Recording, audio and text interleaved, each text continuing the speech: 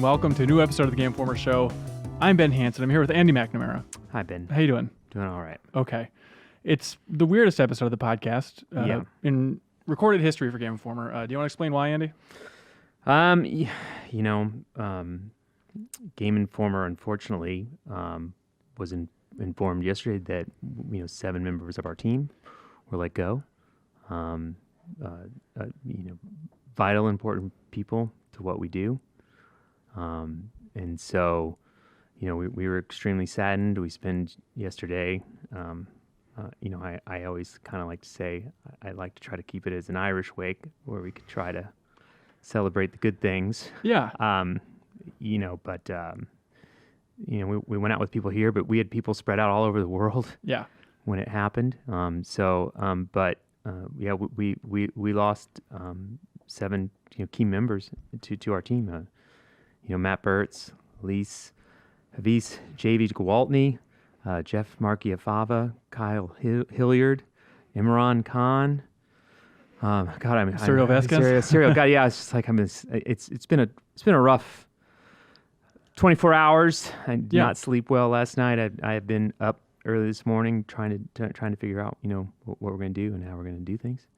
Yeah, it's a lot to digest. It definitely feels like, for a lighthearted analogy, feels like the beginning of Toy Story 3. Remember when Woody rallies all the toys together for a big team meeting? And it's like, hey, we're missing Wheezy. Hey, we're missing this person. Hey, we're missing this person. And it's really tough, like especially planning this podcast.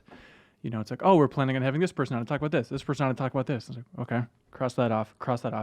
And so they're missed. I've often used the weird analogy, sports analogy, that we build this is a team. And we build, everybody plays a part, and whenever we get somebody new or someone leaves, we are always trying to fill the vacuum that they leave behind and the expertise that they have, and now we have a big vacuum to fill because all 7 of those people were extremely talented, great people who really knew their stuff, and also too they were here when we built the new website. They've written some amazing pieces of journalism for us. They have done things behind the scenes that we will never see, and just they're important. Yeah, absolutely. So it's definitely the end of an era. Yes.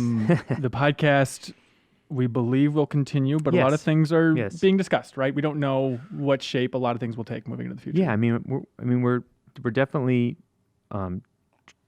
trying to figure out a way to match status quo, right? Which is, we will continue to do the magazine. We will continue to do the digital editions of the magazine. We will see what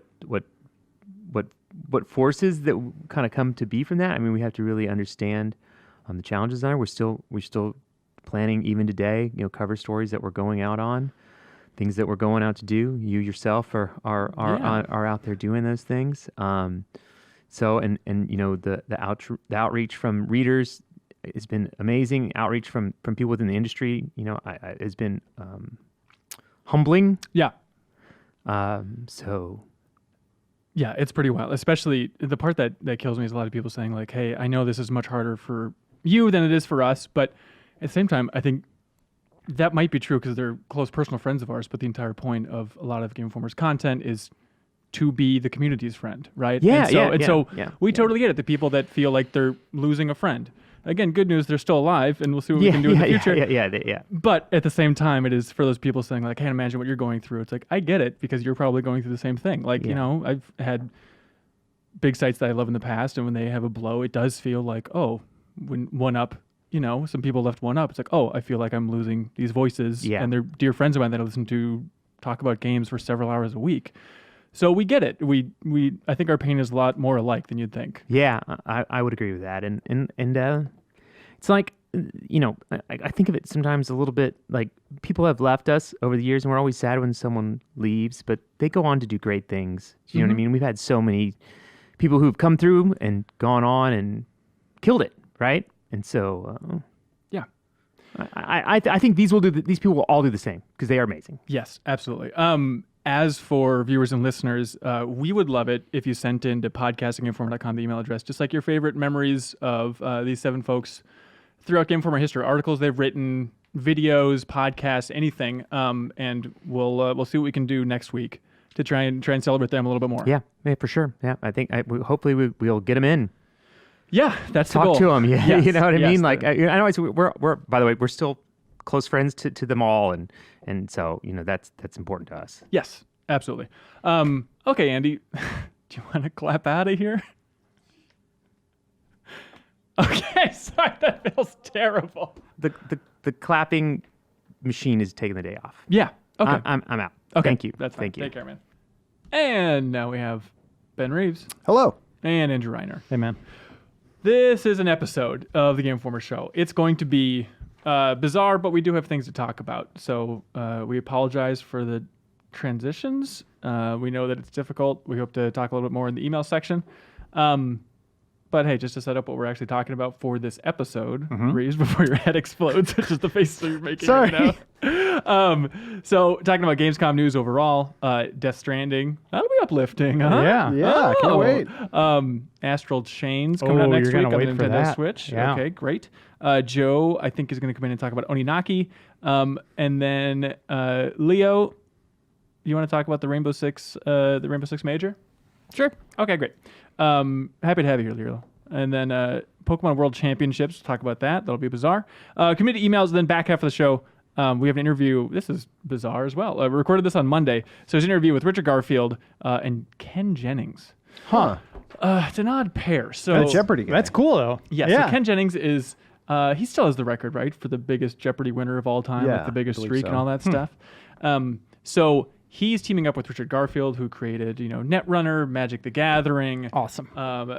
Kings of Tokyo, a ton of classic games, and they're making a new trivia tabletop game called Half Truth that's being Kickstarted right now. I'd imagine it's going to do pretty well on Kickstarter. Seems like there's an audience for that type of thing.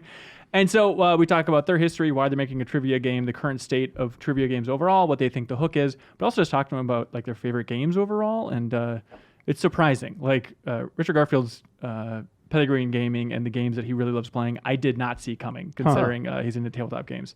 And of course, because Richard Garfield was also a designer on Artifact with Valve, we spend a lot of time like unpacking that journey. We've talked about a lot on the podcast. Just what's the deal with Artifact? How did that happen? What was it like within Valve? It's amazing to have Garfield on to actually say, oh, here's what it was like. Here's what I think went wrong along the way. Reeves, I think you'll enjoy this conversation. They were pretty candid, do you think? Yeah. Richard Garfield was about as candid as you can expect. Oh, wow. Okay. Yeah, I was really surprised because I'd never interviewed the guy. I didn't know what it was going to be like. And I was like, oh, okay. Yeah, he's just having a frank and open discussion here, so that's wonderful. Okay, let's see. Let's start with Gamescom stuff, huh? Sure. Okay, some fiddly bits out of the way here. Biggest news so far, at least, Cyberpunk on Stadia. Which big. I do think that's huge. They said like 2020, ambiguous exactly the timing there, which is odd. So they didn't confirm it for launch, which is still April 2020, Yeah, spring. I believe. Yeah. But okay, Well, does Cyberpunk even have a release date? yeah, it does. It does? Yeah, it's April? April. Yeah, I think Okay. it's April. But just that idea of if it's going to be around launch, being able to play this game on max PC settings, theoretically, Ray if your traced. internet connection Yeah. can support it, like that could be the way to play this game for a lot of people. Like once we see maybe what the Xbox Yeah, One and for PS4 sure. version will look like. So I understand everyone hates Stadia, but there's a chance that this will be a very good option for a lot of people out Well, there. I'm skeptical of Stadia, Yeah. obviously, but I do want to see it. That could be the future, streaming games like that. But Well, would you take it? Like how much of a delay input hit or just kind of maybe compression issues it here really and there? depends on the game. So Cyberpunk, which is a shooter, I think Yeah. I probably wouldn't want any delay yeah. because that would drive me bonkers. Mm-hmm. But something else like a Lego game or something like that, like it doesn't matter, right? Yeah. So Right. Yeah. Well, what about Orcs Must Die 3? Would that there you matter for go. Is that also Stadia? That's a Stadia exclusive. Oh, what? I didn't Is it realize the was first exclusive. exclusive? No, they've had a couple others, like kind of indie puzzly type of games. Okay. One that kind of looked like Katamari. Remember that? The top-down one? I don't remember that. Maybe that was a dream. That could be Yeah. like the Apple thing. I get it all confused. But so Orcs Must Die 3, I love those games. Me too. I love Robot because it's a lot of former Ensemble people. And obviously they had Orcs Must Die Unchained, which had a long, tortured development cycle. Yeah. And so it's crazy that they're like, okay, let's just get back to basics here. There'll be larger battles, but it's Orcs Must Die 3. I'm glad they're back to the traditional Orcs Must Yeah, Die, yeah. because I thought that was a cool formula of kind of a tower defense thing, live right. action thing. It's cool. Cool game. Reiner, THQ Nordic announced Comanche, a helicopter game. The f*** is Comanche? I just spit on Ben Reeves. He's so excited about Comanche. Ugh. It was like, Keely was like, this one was kept secret. And Yeah. I was like, oh, and it's like going through this stylish, like, Knight Rider or movie intro, like through gears and all this stuff. And you're like, oh, what is it? There was a fan blade for a while. I was like, are they about to announce like a computer part? Like, it looked like a computer fan. Yeah, and then it's just this old helicopter series coming back with a new entry. I don't know what to make of it. Was it like an arcade game? I think it was on console or different, maybe computers back then, but Okay. yeah, I think it might have been in arcades as well. THQ Nordic, keeping at it. Kerbal Space Program 2, which is exciting. That got announced as well That from looked Private good. Division. Like visually, I thought it looked really good. Well, I think that was just a CG trailer, though. Like, Well, very but clearly it's still, not you gameplay. got to give it up. If that's hinting of like, the fidelity they're going for roughly, that'd be then, great. Was that a different dev team on it, though? It is, yeah. Okay. So that original one, that original dev team was absorbed into the Valve Hive Mind, Gotcha. Mind, and then spat out after a couple years. I think everybody was pretty unhappy there. And so it's weird that Private Division owns the Kerbal Space Program license, and so they're So making they're a new one. the Ryan Johnson then. The Ryan What? Johnson. What does that mean? Oh, the Star Wars thing? Yeah. Okay. So J.J. Abrams and then Ryan Johnson. That could be. I'll Oh, go with sorry. it. Okay. I got it. Sure. Little Nightmares 2, Jaeger announced the cycle. And they say they invented a new genre here called PvPvE. It's like, yeah, we got it. You're not the first to say this. We got it. I don't think that's new. But hey, whatever. It's available now. Epic Game Store. Disintegration is a new first-person shooter from one of the original designers for Halo, which is Yeah. interesting. Keely seems very excited about this. I don't know if everybody else's temperature is quite as I hot didn't on think the it. trailer was great. It seems all right. A lot of shooting, doing nothing. Yeah. Hey, speaking of doing nothing, boy, do I have a game for you. It's called Hideo Kojima's Death Stranding. Okay, so they revealed 2 new trailers, kind of like cutscenes essentially, Yeah. and then also about a 5-minute gameplay sequence. Right. Oh, Reeves, where do we start with this guy? Man, I don't know. I've been thinking a lot about death recently. Yeah, go on. And Stranding. And I'm actually, I think, more excited for this game now. Is that a weird thing to say? I think it's a weird thing to say, just reading from YouTube comments, because if we posted that gameplay, and I noticed a significant shift for the community from being excited and intrigued by Death Stranding, and then with this gameplay being like, and we're out. Like, this looks boring. This is not what we Yeah. expected. Okay. I mean, I will say it doesn't have a lot of action in it, at least from what we saw. Like, it's a lot of like walking around, which I don't know, isn't that different from what we saw before? Well, he slid down that hill too. Well, but previously it's been just very abstract and like so weird. You're like, what the heck is this game? Like, I can't make heads or tails of it. And now I feel like I'm starting to get a little bit of a sense for what it is. And even though it's weird, like at least I kind of understand how the world works a little bit more. Mm-hmm. It reminded me of No Man's Sky. How so? Just wandering, kind of taking it in. You know what I mean? Like, it seems like this kind of scenic element is a big part of it. So I started thinking about that. I was like, what is this like? Or Breath of the Wild a little bit too. But don't you invoke that name? I hear you. I'm excited for this thing to be weird. If the main downfall for this game ends up being it's a lot of wandering around these barren expanses, there's a part of me that's okay with that. Like, I love Shadow of the Colossus so much. I don't think it can be as powerful an experience as Shadow of the Colossus is, but I'm okay if it's going for a bold vision and just 70% of that vision involves wandering a barren wasteland. I'll play that game. One That's moment different. in the gameplay trailer where he takes out this ladder and it just like shoots up into the sky. It's like 3 stories high or something ridiculous. And I'm like, oh, that's cool. Like, I thought that was neat. And I'm like actually kind of curious, like, what else is in his pack? Yeah. Like, what else is in there that I'm going to be able to use to traverse like this crazy world? can you upgrade your ladder? Like, you got another foot? I mean, absolutely. That's gaming 101. And so I want to know also. I want to see a skill tree just for the ladder. Oh my gosh. Like material. A skill ladder. Yeah. Grip, all that stuff. Now it walks itself. Yeah, now you can play music as you go up it. I can see it.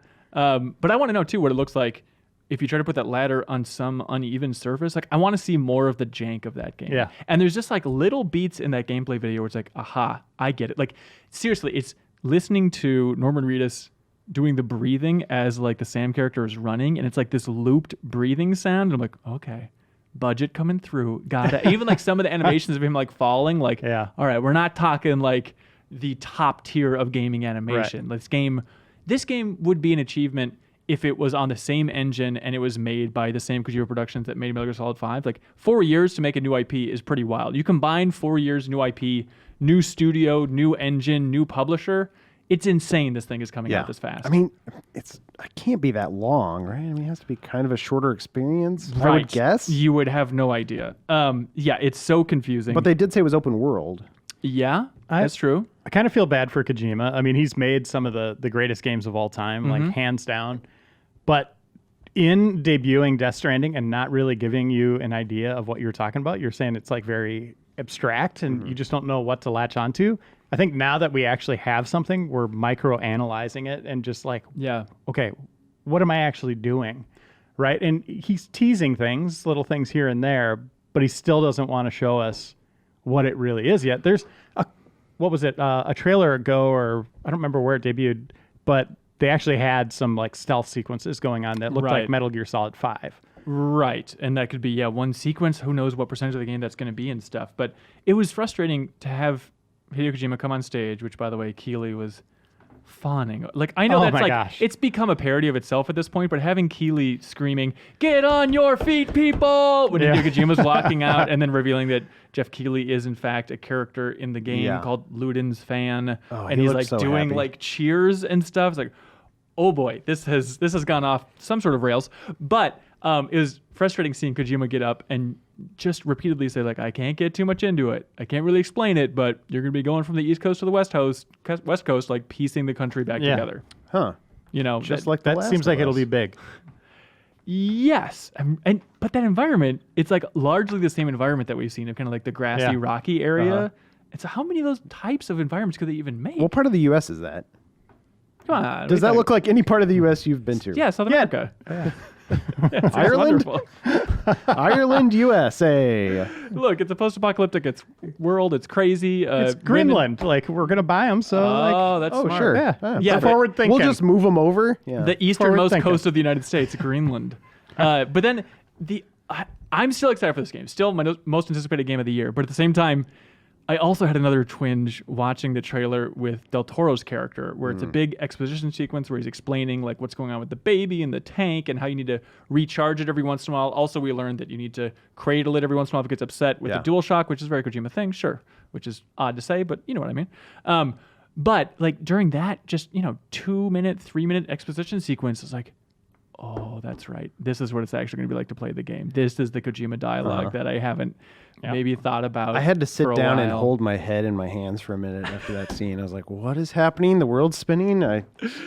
But on the flip side, I think the other cutscene, the one with Mama, I was into, if not disturbed by. Like the premise there is this Mama character, and she cannot leave the room she's in because she gave birth to a baby, and it turns out it was a BT, and the baby was born in the death dimension or another dimension, but it's still connected by an umbilical cord, so she can't leave the room, which is out there, sci-fi. It's batshit, but it's like, I am on board for that batshit premise. That's an interesting idea. We found out the other babies, like the one that Norman Reedus has, his baby, or a BB, as they call it. Right. Don't get these confused. I mean, you wouldn't want to anyway. Those are born from still mothers, which are presumably mothers who were brain dead when they were born. And they are able to connect to the world of the dead as well. And that's how they're able to sort of like use that thing on his back to see things in the other world. Right. Because they're still sort of connected to that other side. Yes, and they said the still mothers are in capital, not city. And so when you're recharging the BBs, you're reconnecting them, resyncing them to the still mothers. It's a weird thing of like, it's been years of people saying, tell us more about the game, and now we're learning about the game, and it's like, all right. It sounds like bonkers, nerdy BS, and I'm like... No, BS isn't in the game yet. That's the next reveal, the BS? I think. Maybe that's in the sequel. Mm-hmm. They promised there's going to be more cameos in the future beyond Jeff Keighley.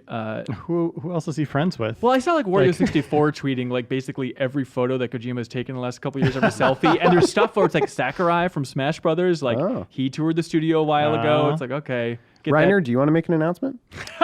I'm going to be in Death Stranding. Wow. I'm actually a BS. Keep looking. Yeah. Oh, Congratulations. Yeah, in the background somewhere. Also, the big headline getter this time around is the gameplay involves a PP.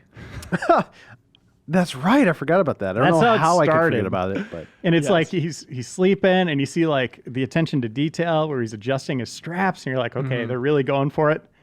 And he gets up and turns around and Let's rip. zip. he and- selects something from a menu that says P. Yeah, I know, and it's confusing because I was urinate like, or something wait, like is that. this like coming out of the BB? Because it's weird that it's in that menu, right? Yeah. But yes, you can pee. Apparently, you can't pee when there are other people around. Also, you can't rotate the camera around to see little Norman's Reedus. Because people want to do that. Yeah, of course. And like they were like testing it, like moving the analog stick around. It's like, yep, nope. I mean, that's Sorry, all I did freakos. for like an hour when I played Metal Gear Solid 2 during the Oh, writing tried to get section him where to he's do the naked. I'm handstands? like, I want to see that. Show me that Yeah, stuff. come on, man. Yeah, show me. Let's get riding dirty. but you urinate on the ground, and then a weird magical mushroom appears Right. that looks cartoony, kind of. It's sparkling and It is It looked odd. digital to me. really like it was like big. scanned in or something. Yeah. Yeah, that was a big shroom when he peed. But the weird part is that like it syncs up with other players in a multiplayer online sense. So he said if everybody pees in the same spot, something miraculous would happen. But because this is like the first thing there's been glimpses of gameplay in past trailers and stuff, but like the first gameplay demo, the first thing he does is pee. Like Kojima after it was like, I want to make sure everybody knows this isn't like a big part of the gameplay. It's not like this is a PP game. This is a Strand game. I It's don't know not a how many PP game, times. I have Well, to it's all tell you about guys that. connecting, right? So you're connecting your bladder to the ground? Is that what I'm supposed to take away Yeah, from you're this? rubbing your bladder Yes, on the ground. right. Maybe he calls them strands. Yeah, it is like a strand. You're Yeah. right. And also, it seems like the big thing that they're setting up in that Del Toro cutscene is that idea that, these BBs, they're just pieces of equipment, aren't they? Yeah, don't get too attached. They don't mean nothing.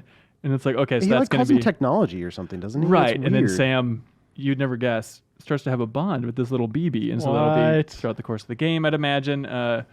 Fun times. Let's get back down to earth here with a little game called Astral Chain. Oh, Hold on, man, do you you're think- going the wrong way. Okay, all right, hang on. What do you Well, got? I was going to say, do you think he gets like a BB gun at some point and he uses it as a weapon?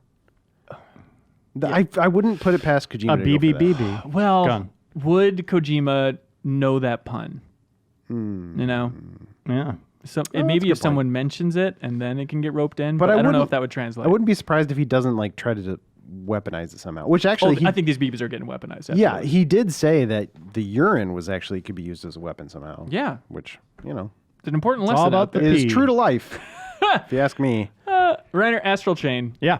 Uh, I can't give you the review yet. I'm done playing it, but I could Okay. talk about like the first few hours. okay. So this is the new Platinum game, Nintendo Switch exclusive. Correct. From gameplay clips that I've seen, it looks really visually impressive. Yeah, it has some of the talent behind Nier Automata and the Bayonetta series. Yeah.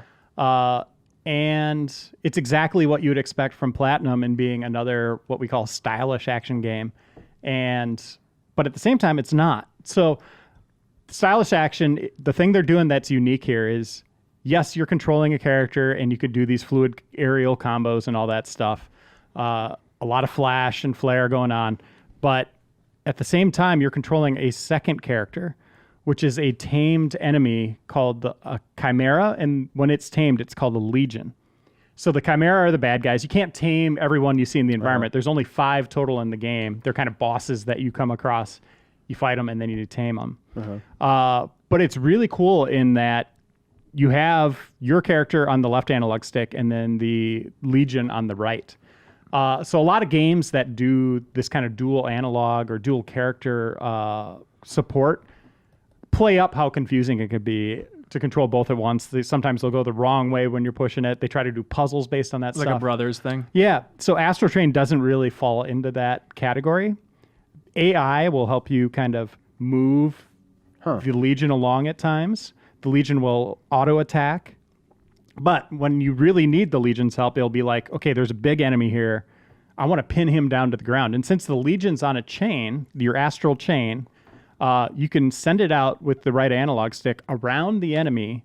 So you do a complete circle, and that will pin the enemy down. That's cool. You can also use it as a tripwire. So just quickly send out the Legion as an enemy is charging you. And you can also tell the Legion when to do like special attacks and stuff like that. So that's the combat component. When I was saying that it's not quite the game you would expect, there's also a lot of environment exploration where the Legion kind of play the role of like Zelda, like Link's weapons in Zelda, like an arrow. You have an arrow Legion, and you use them for environment navigation. So you'll need to switch between the different Legions to move a block, break a wall, shoot something in the distance. So there's kind of a puzzly dungeon aspect to it, not to the degree of Zelda. Yeah. These environments are pretty linear. Point A to point B, boss battle, right? But I heard there's a toilet in every level, though. There's a toilet fairy that you meet in the police department. This is true? Yes. Oh my gosh. Okay. Yeah. She's a cool character. But it's fun. I've really enjoyed what I played of it up to that point. And, you know, when Platinum's on fire, like they do some really great stuff. They also miss a lot. Yeah. And I think this one looks like it might be more in that kind of hit category. Well, yeah, definitely. When we talked about it before in the podcast, it's like this game is primed to be some people's candidate for Game of the Year. Sight unseen, just the idea of Platinum, new IP, Nintendo Switch. I feel like there's that audience that's like, yes, this will be the game that we champion. Are those people going to be happy, Reiner? I think so. We'll see. Okay. Review will be next week. But the world itself, I've really enjoyed like exploring. You could see it having potential to be in an anime or a cartoon series or stuff like that, or hopefully sequels and stuff like that. It's just a really unique kind of vision of the future and like the end of days for humanity. How much in the gameplay video at E3 they were showing kind of like more detective stuff? It seemed like you're solving cases, like dialogue trees. Yeah, so that's another element where it slows down, where you're doing going into these small kind of hub worlds and you're solving side missions. They range from obscure, like Shenmue, like carrying boxes, to helping a guy find a hamburger shop. You know, you're just kind of like, what am I doing? Like, humanity's on the brink of extinction, and I'm helping this guy get lunch. Right. Sounds like Yakuza or something. Yeah. So it has a little bit of that flair, but at the same time, the rewards you're getting are really like worth it because you power up your enemy, or you power up your Legion, you power up your character as well. You also get goofy outfits, a lot of character customization, and it's good world building. Like I think they do a decent job kind of setting the stage for you in this new universe and letting you really dive deep into it. Sweet. So toilet fairies and all. When was this game announced? I don't think it was on my radar until like E3 this year, or a little bit before E3. No, I don't think it was just that this long. year. I think it was. Man, the announcement cycles of games now are so short. It might have been Nintendo Direct before E3. Except for Bayonetta, which was announced like 3 years ago or something ridiculous. Yeah. And it's just like, so did something happen to that game? And they're like, well, let's go do this instead. I think there was some top talent that shifted off of Bayonetta and stuff like that. But hopefully that's next. I love that series too. Yeah, for sure. I'm curious what's up with that. Very strange. Astral Chain. Review Coming on Monday, and the game's out. Yeah, the 26th is the review, and then the game's the next 30th. Week. Okay. Does Nintendo games usually release on that Friday, so something like that coming up soon. That's gonna be an interesting one for the Nintendo Switch. Let's see, Reiner, we don't feel like clapping today, but anything else you'd like to say before you fade out of here? It's just kind of a rough time, but you know, we're soldiering on, right? Yeah. Thank you for the kind words. For reading the comments. Thank you, and stuff everybody. like that. Seriously, for your support. It's been fantastic. For sure. All right. Really helpful. Absolutely. We'll see you soon, Reiner. All right. Bye. Joe Juba, welcome to the Game Informer Show. Thank you. Oh, you're in the process of reviewing Oninaki. Yeah. The Tokyo RPG Factory game. Yeah. Previously, that studio did I Am Setsuna and Lost Sphere. Lost interest more than one. It's not time for jokes, Joe. Oninaki. This is an action RPG this time. Yeah. It has a lot more in common with like Diablo than Final Fantasy, I think. Okay. It's not exactly Diablo either, but there's more common ground there. It's a lot more about a top-down kind of isometric approach. It's a little more crowd control, like dealing with groups of enemies and sort of the fun of just like gonna wipe out this whole group of, I don't know, spirit penguins. And it is weird. Yeah, we talked about it before in the podcast, and it is that game we're alternating back and forth to the Afterlife. It is a weird theme for this episode, starting with Death Stranding, then Astral Chain, and now moving on to this. Bordering on the Afterlife is the theme for this episode. Joe, yeah, well, how is Oninaki? You know, this is one of those games that is a series of like high highs and low lows for me. Where it's like there are things about the combat. You know how much I love like systems and those sort of like crunchy RPG mechanics, and this has some surprising layers of depth. You know, because it's conceptually it's a little like Astral Chain, where it's like you have your character and then you're kind of bounded to these spiritual companions that help you like, you know, mow through stuff. And the more you use them, the more points you get to like buy more abilities for them. And some of them are active and some of them are passive. And you also unlock memories that tell their stories of their lives and how they died. And so there's a lot of stuff to sort of dig into there for the people who, you know, really like a lot of interlocking systems, right? Oh, and there's like weapon customization, things like that. But the fact is the action itself and like the exploration of the different dungeons and stuff, it all starts to feel a bit repetitive, and then the boss fights are just not well done. Yeah, what level? What flavor of not well done? It's the flavor of like, think of it that this is a game. It feels like all of your abilities and most of the game is designed around this combat where you are fighting a lot of, you know, weak to moderately strong enemies. A lot of crowd control attacks. Yeah, a lot of stuff like that. But then when they start throwing you into like some battles are just like are demanding a level of like technical ability and response that not only like it's not like I'm bad at the game, right? It's not like, oh, I wasn't good enough to do what the game demands. It's like the game itself doesn't accommodate the kinds of things that it wants you to do. Yeah. Like some of your abilities, for instance, are like what makes for a fun RPG sometimes, I guess. I'm going to back way up here. Please. Okay. Here's what's a fun RPG. The thing about video games is... No, but like... Life on Earth. Part of what's fun is like starting from a place of power and then getting even stronger. Right? I know you like power. You like to start from a place of power. But it's no fun. It's no fun to start like improvements don't feel like much improvements if you should have just had them in the first place. And a lot of this game deals with things like, oh, when you do this move, there's like some lag that you can cancel by doing a different move or like a different attack and stuff. So it's like, it doesn't feel like ability points well spent when it's just like, oh, good, now I'm not standing there for half a second like an idiot after I do a dash. Yeah.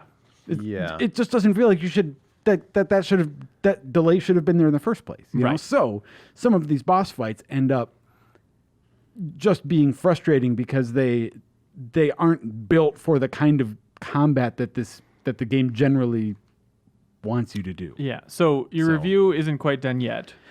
Yeah. There's been some stuff going on. I got delayed. Oh, interesting how that works. So, I mean, do you think it's Tokyo RPG Factory's best game?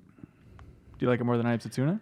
Well, I'll tell you what. Yeah, I mean, I didn't play enough Lost Sphere to really judge. Will that you one. fight for Oninaki for top 50 game of the year? Probably not. Probably not. That's a shame. But there's some fun to be had there. There's some fun, and it's like I said, it's like it really swings back and forth because like there were times when I was like having a great time as I was mowing through a group of weak enemies and stuff. Yeah, and then some of these boss fights were just like that.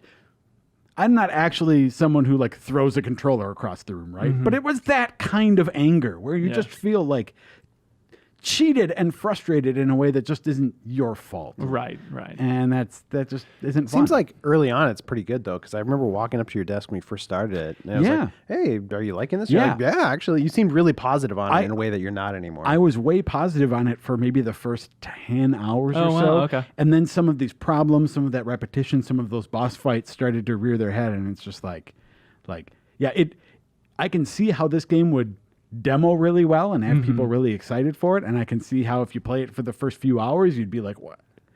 But yeah, beyond that, it falls off a cliff. The story premise seemed interesting though. Like, did that hold up throughout it? No, because because at the beginning that's exactly it. This seems like a cool premise, and then you realize that's all it is. It feels like the outline of a story. It feels like ideas for characters. It feels like, hey, wouldn't it be cool if this happened in the plot? But nothing really like builds up to things. Right. And, it just kind of. And this is one of those odd games too, where at some point Square was messaging, hey, like Tokita, co-director of Chrono Trigger, he was the consulting supervisor on this game, like trying to like shove the name a little bit forward. And it's we like talked to him at one point. That's true. We did on the Final Fantasy 15 trip, and it's just that weird beat of like how many times at bat is Tokyo RPG Factory going to get for releasing these 7-ish RPGs? Yeah. Yeah, I was really hoping that I was sure this was the one in those first 10 hours. I was like, well, here it is. They're making progress. They're good. And it's like, nope, they're still about the same. Better luck next time. Okay, review on the site, right? Soon. Soonish. Please check out GameInformer.com, the place to be. Great. We have more things to talk about, but thanks for joining us, folks. Yeah. Bye, Joe. Bye. Oh, he's fading. Oh, no. Leo Vader out of the booth. My heart hurts and nothing will ever be okay again. Yeah. Hey, welcome to the show. Thanks, man. Let's see. The camera's going to be locked off if you're watching the video version because we need to leave out of the booth and we ain't but got if a I'm lot out of the booth. Who's in there? No. Wait. Absolutely no one. I thought In the Booth was your last name. Is it not? In the booth. Yeah. Let's see. Leo, how's your week been? It started good. Uh-huh. Yeah. Went on a cool trip. Oh, yeah. Where'd you go? I went to Raleigh, North Carolina for the Rainbow Six Major. Does that rotate where it is? Yes. It was Okay. the first time this event happened in America, actually. Oh. Oh, interesting. Yeah. What was the event like? It was really fun. It was a 3-day thing. They had all the stuff leading up to the grand finals, all the qualifying matches and things. And it was exciting. I just got to go in and out of the actual stadium and watch a few of the matches and then go to the press room, capture some gameplay. Yeah. And just edit with just a ton of other press people. It was very exciting. Oh, good. Did you feel like you were at home? Like, these are my people talking high-level Rainbow Six? Yes. These are my peeps. What was the buzz of the show? The buzz of the show? What were people talking about? Throughout? I don't know. Sure. When you like talk to the Rainbow Six experts, they say, "Boy, get a load of this thing." I mean, the craziest thing that got added was the grappling hook. Oh, That's what we were all talking about, and talking about like whether it's viable, because something like that seems overpowered at first, but then Yeah. when we actually capture the gameplay, it's almost too weak, it seems. what? Because How's it's, that it's possible? so loud and not that fast. So there were so many times, you can see it in our new gameplay today, new gameplay today, I guess, where I'm just minding my own business, and then I hear the grapple hook coming and just turn around and kill her. Like, once before she gets in the building, and then once right as she gets in the building, because it takes her a second to pull her gun out. So it's this goofy thing that barely even works. I love the idea of That's this amazing. operator like, all right, time to infiltrate. I'm really attached to this piece of equipment. People tell me it's not logical, but I just got to whip it out. It's just like the loudest thing That's within pretty this much tiny it. house. Yeah. They have to have absurd. tested this, right? Like, is this just Yeah. like a weird oversight? No, honestly, I think it's because they had such an issue with Lion a couple years ago. It was an operator who could ping once and it would highlight everybody in the map who was moving. Yeah. So it would force people to stand completely still, which in Siege, that can get you killed or can get them to plant the diffuser safely and you can't do anything.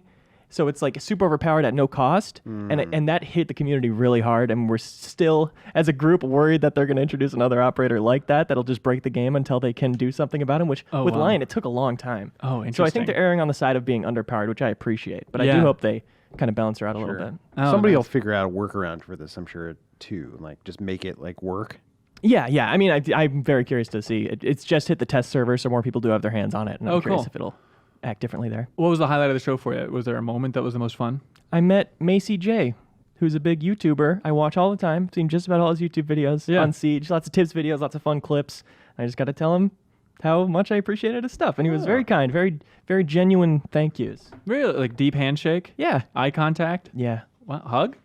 No. Oh, okay. Come on, Macy I reached J. over a table, to be fair. He would okay. have gone with Yeah, I didn't expect him to hug. That's fine. That's okay, Macy. You said something about you recorded a video or did a video with like the map designer? What is this? Yeah.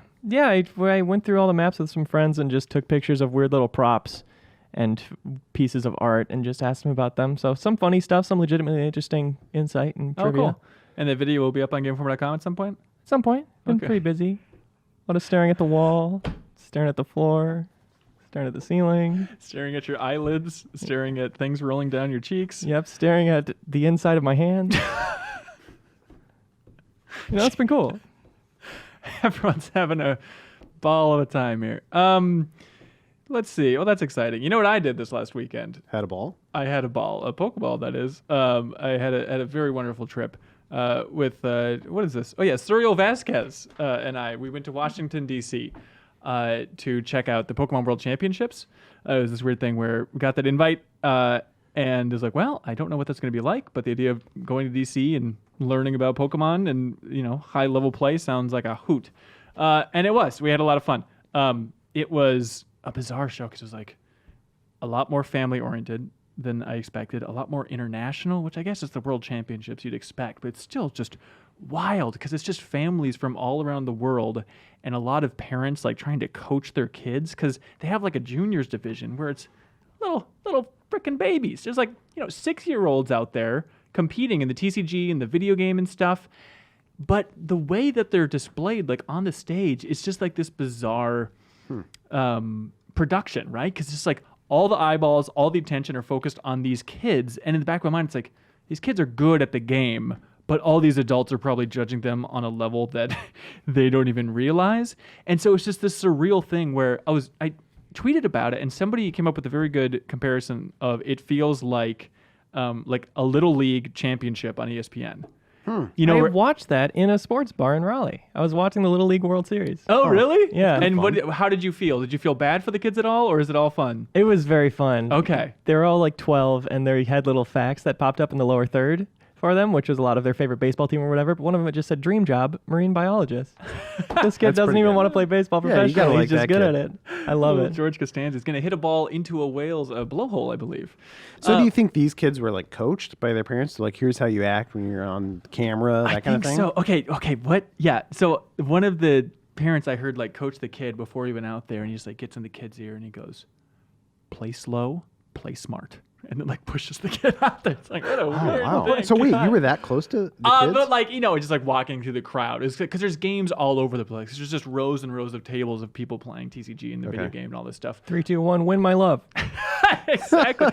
There was literally, I spent the entire weekend filming, and at some point I'll put up a big beefy video, which I'm really excited about. That's a little bit bizarre, but it's just gonna be like a series of vignettes showing just like the type of people that come to the Pokemon World Championships. And I think it's like the sweetest video I've ever shot. But one of them, maybe on the less sweet end of the spectrum, is at one point there's this dad like trying to coach his daughter who was playing the video game Ultra Sun and Ultra Moon. Guess how old the daughter was? 7, 6, 3 years old. Wait, what? No. She did not know what was happening. It is... I can't wait to get this footage out there because like seeing a 3-year-old trying to compete and the person going up against her is like, what do I do here? Wait, how old was her competition? He was probably like 7 or 8. Like, it is weird, man. I'm trying to imagine. Like, did the 3-year-old there's no way she understood the mechanics, right? No, she knew the colors of the moves, but... so she would just press the color because she was trained to like, okay, here's this your color. Orange one is your ground attack. If you want them to go to sleep, hit the purple one. She was trained. Why not just have a monkey do it? I didn't want to say monkey. It felt a little bit like having a chimpanzee out there, but the father explained she was very tired, so that's what she was. She can normally read. She normally knows math. But overall, it was really sweet. Like seeing like all these kids that are like reuniting because they probably see each other every year at the World Championships, right? And so it's these friendships, and they're all hugging, and a lot of these kids are winning enough money that like, oh, their travel's paid for at this point, and so they just get to go around the world, and the parents are really supportive and stuff. It was a weird year because it's like next year they're going to be having Sword and Shield as the main competitive game. So this is like the 3DS game. And still seeing a 3DS game blown up on those giant screens, it just looks like garbage, and it's like the frame rate's going to hell because also in this competitive play, there's so many like status effects and okay, you're caught in the whirlwind, blah, blah, blah, blah, blah. So it's just like effects crazy when you're looking at the game, and it's rough at this point. Like it's time for it to move on. It was the first year they had Pokemon Go as a game to compete in, and it was bizarre watching people rub their hands off playing this game. But then also like on the stage, hey Reeves, this skepticism from your face. It doesn't seem like that hardcore of a competitive game to me, and I've played a lot of Pokemon Go. Apparently, it actually held up pretty well as a competitive game. A lot of people were impressed. Of like, I thought this would be lame and kind of like a gimmick, but it's like okay, like the high level play is more strategic and more interesting, and like talking to the world champion for Pokemon Go is he's like, yeah, it's nice to have another action game here because Pokken is here. The Tekken-esque fighting game, and like that has a really active, interesting fan base, and the Go community is a lot closer to that, he was saying, than he expected, just more on Twitch reflexes and stuff like that, which is still pretty rare. But the Pokken scene won my heart on that trip, just because I love underdogs and like underdog gaming communities, and they were just like 1/10 of the show floor, maybe less than that, I guess, of like the Pokken community, and they were so loud and so passionate, and all of them were just like, "This is the best game ever! Why aren't people talking about Pokken?" Like, and they didn't make it to the main stage in Evo this year, so we have an interview about that going up as well. Did you or Suriel try to compete against any of those guys? No, we thought that'd be a fun video to like bring our 3DS or bring Let's Go on the Switch and just be like, well, we beat the game with this team. How are we going to do on the competitive scene? But we didn't end up doing that.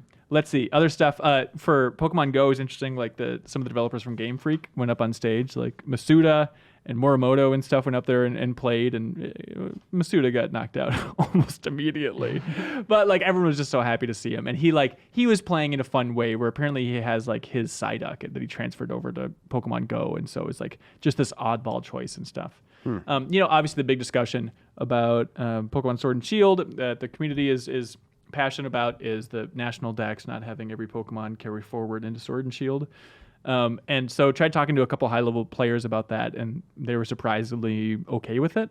Like, well, it's only regional dex for competitions anyway, so it's like it's not the end of the world. And they're excited about, like, we have fewer Pokemon to work with, maybe, but at the same time, like the Dynamax thing, that where some Pokemon will get big for a certain number of turns, like that'll allow for more interesting choices in the high-level competitive play. Like, okay, some guy brought up like Sandslash is my favorite Pokemon. I've never been able to play with him on a competitive level because he's just trash, right? Sand trash. But if we Dynamax him, then for a little bit, we can actually make him viable in a high level way. And so, well, there's got to be like, the like meta game there too of like which Pokemon are you going to do that with, and like when and like against who. Right. So I can see that. Yeah, for sure. It was super fun. Great event. Getting up, it was like, came back after drinks one night and like heading back to the hotel room, and then in the elevator on the way up, it's like, oh, here's Masuda from Game Freak. Oh, and did you guys say anything to him? Yeah. Like the translator that we worked with when we went over there last time, was it a year and a half ago or so to do some coverage? The translator like reintroduced us and stuff. And it's just that weird thing of like geeking out being in the elevator with Masuda and then remembering like, oh wait, no, I've already been to Game Freak and we interviewed him before. Like this isn't now, but it's still just bizarre. There's a moment like right when we walked into the hotel where Ishihara, like the CEO of the Pokemon company, was just like leaning against a pillar. It was like that slow walk by, and I'm like, I'm going to Google this guy just to make sure it's actually him. Right? But then he left before we could get a hot pick. Remember that happened with Miyamoto in an elevator in New York? Yeah, at the launch or like the big reveal, the first big press event for the Switch. For the Switch, right like before it was hands-on. out. Yeah. Just getting in the elevator, Miyamoto was there, and it was bizarre because it was just the two of us in that elevator. And then it was that weird beat of trying to communicate, like no translator. Yeah, it's like I know he speaks a little bit of English, so it's that weird thing of I said like, "Hey, big day, huh?" Like trying to give thumbs up. I'm like, "Feeling good?" And he said, I think he nodded or. I think he said, "I'm very tired" in English. Which was yeah. sweet. Wait a minute, he knows English. Yeah, wait a minute, he's very nice. Let's see. Overall, it was a lovely event, and we'll be posting a video showing off what it was actually like on the show floor. But we also posted one on Monday. That's a little bit more breezy look at the overall event, and Shirley and I walking around Washington D.C. making a lot of jokes, and so it's a fun video for Suriel's maybe last video at Game Informer. It's a sad deal, but it's like to go from that to and you're gone. Like that was obviously a brutal transition. Yeah. It's a good video though. I'll back that up. Oh, thanks. It's worth watching. Oh, thank you so much. All right. Do you guys want to move on to emails? Yeah. Yes. Great.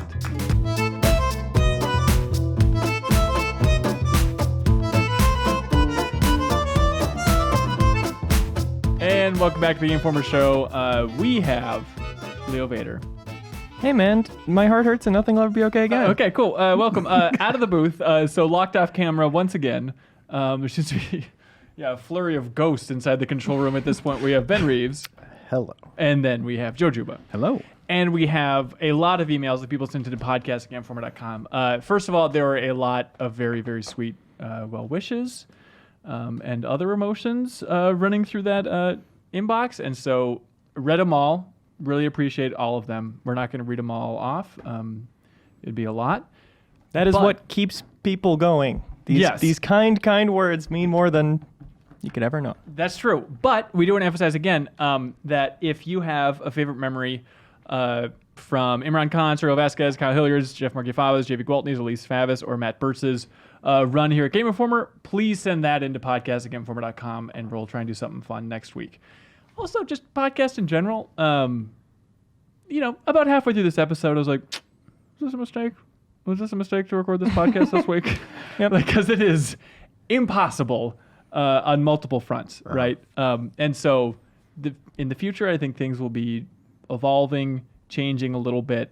But I don't want you to think that it's going to be the bummer cast from here on out. But also, nor is this the last time we'll talk about these people. Correct. There should be some better closure coming up soon that we don't want to Yes, absolutely. give away. So again, thank you to everybody that emailed in. Podcast@gameinformer.com. We're going to choose our absolute favorite email. And then we're going to honor where that person's from by putting a pin in the big board up top. My God! Yeah. It's huge! This is still prestigious. That's right. That's right. Okay, the first email in the Kyle and Suriel Memorial email segment. Alex from Raleigh, North Carolina says, "Hey, crew. I know this show tabled this discussion months ago, but the record needs to show that the greatest work of art of all time is the countless years worth of heart and soul poured into your magazine, podcast, the entire effing industry by Imran Khan, Suriel Vasquez, Kyle, Jeffem, JV, Elise, and Bertz." Oh, I didn't know you were going to make me cry right from the start of this. All right. So thank you for that. That'll just be the canon final answer, right? Oh, that yeah, question? Yeah, I think it has to I be. don't Yeah, think yeah. anything else is going to top Don't it. even bother anymore. I watched With The art? Abyss again recently. Actually, that's a good movie. Greg from Houston, Texas says, "Hey, is there anything this podcast community can do for the folks who lost their jobs or the remaining GI crew?" Folks who lost their jobs, you can write into podcast@gameinformer.com if you remember them. Also, please tweet at them. Tweet at them specifics. Like, we hung out with Suriel last night and said, "Hey, what'd you do with your day today?" And he's like, "I don't know, I just kind of read Twitter all day," I guess. Yeah. And so, Put some positivity out there. Yeah, I mean, when things are hard, it's nice to have some support out there. Yeah. And follow them there. Keep tabs on them. They'll have other projects coming up, I'm sure, so support Yeah. those. Yeah. If you're an HR manager, you might have some other ways you can help them. If you are hiring, let them know. Yeah, absolutely. And how do they support the remaining GI crew? Greg also wants to know.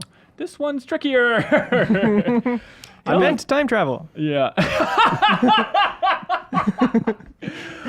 That would help a lot of things for us. I like the tell a friend if you like the podcast, and then at this point, like if they recommend this episode, like what the hell?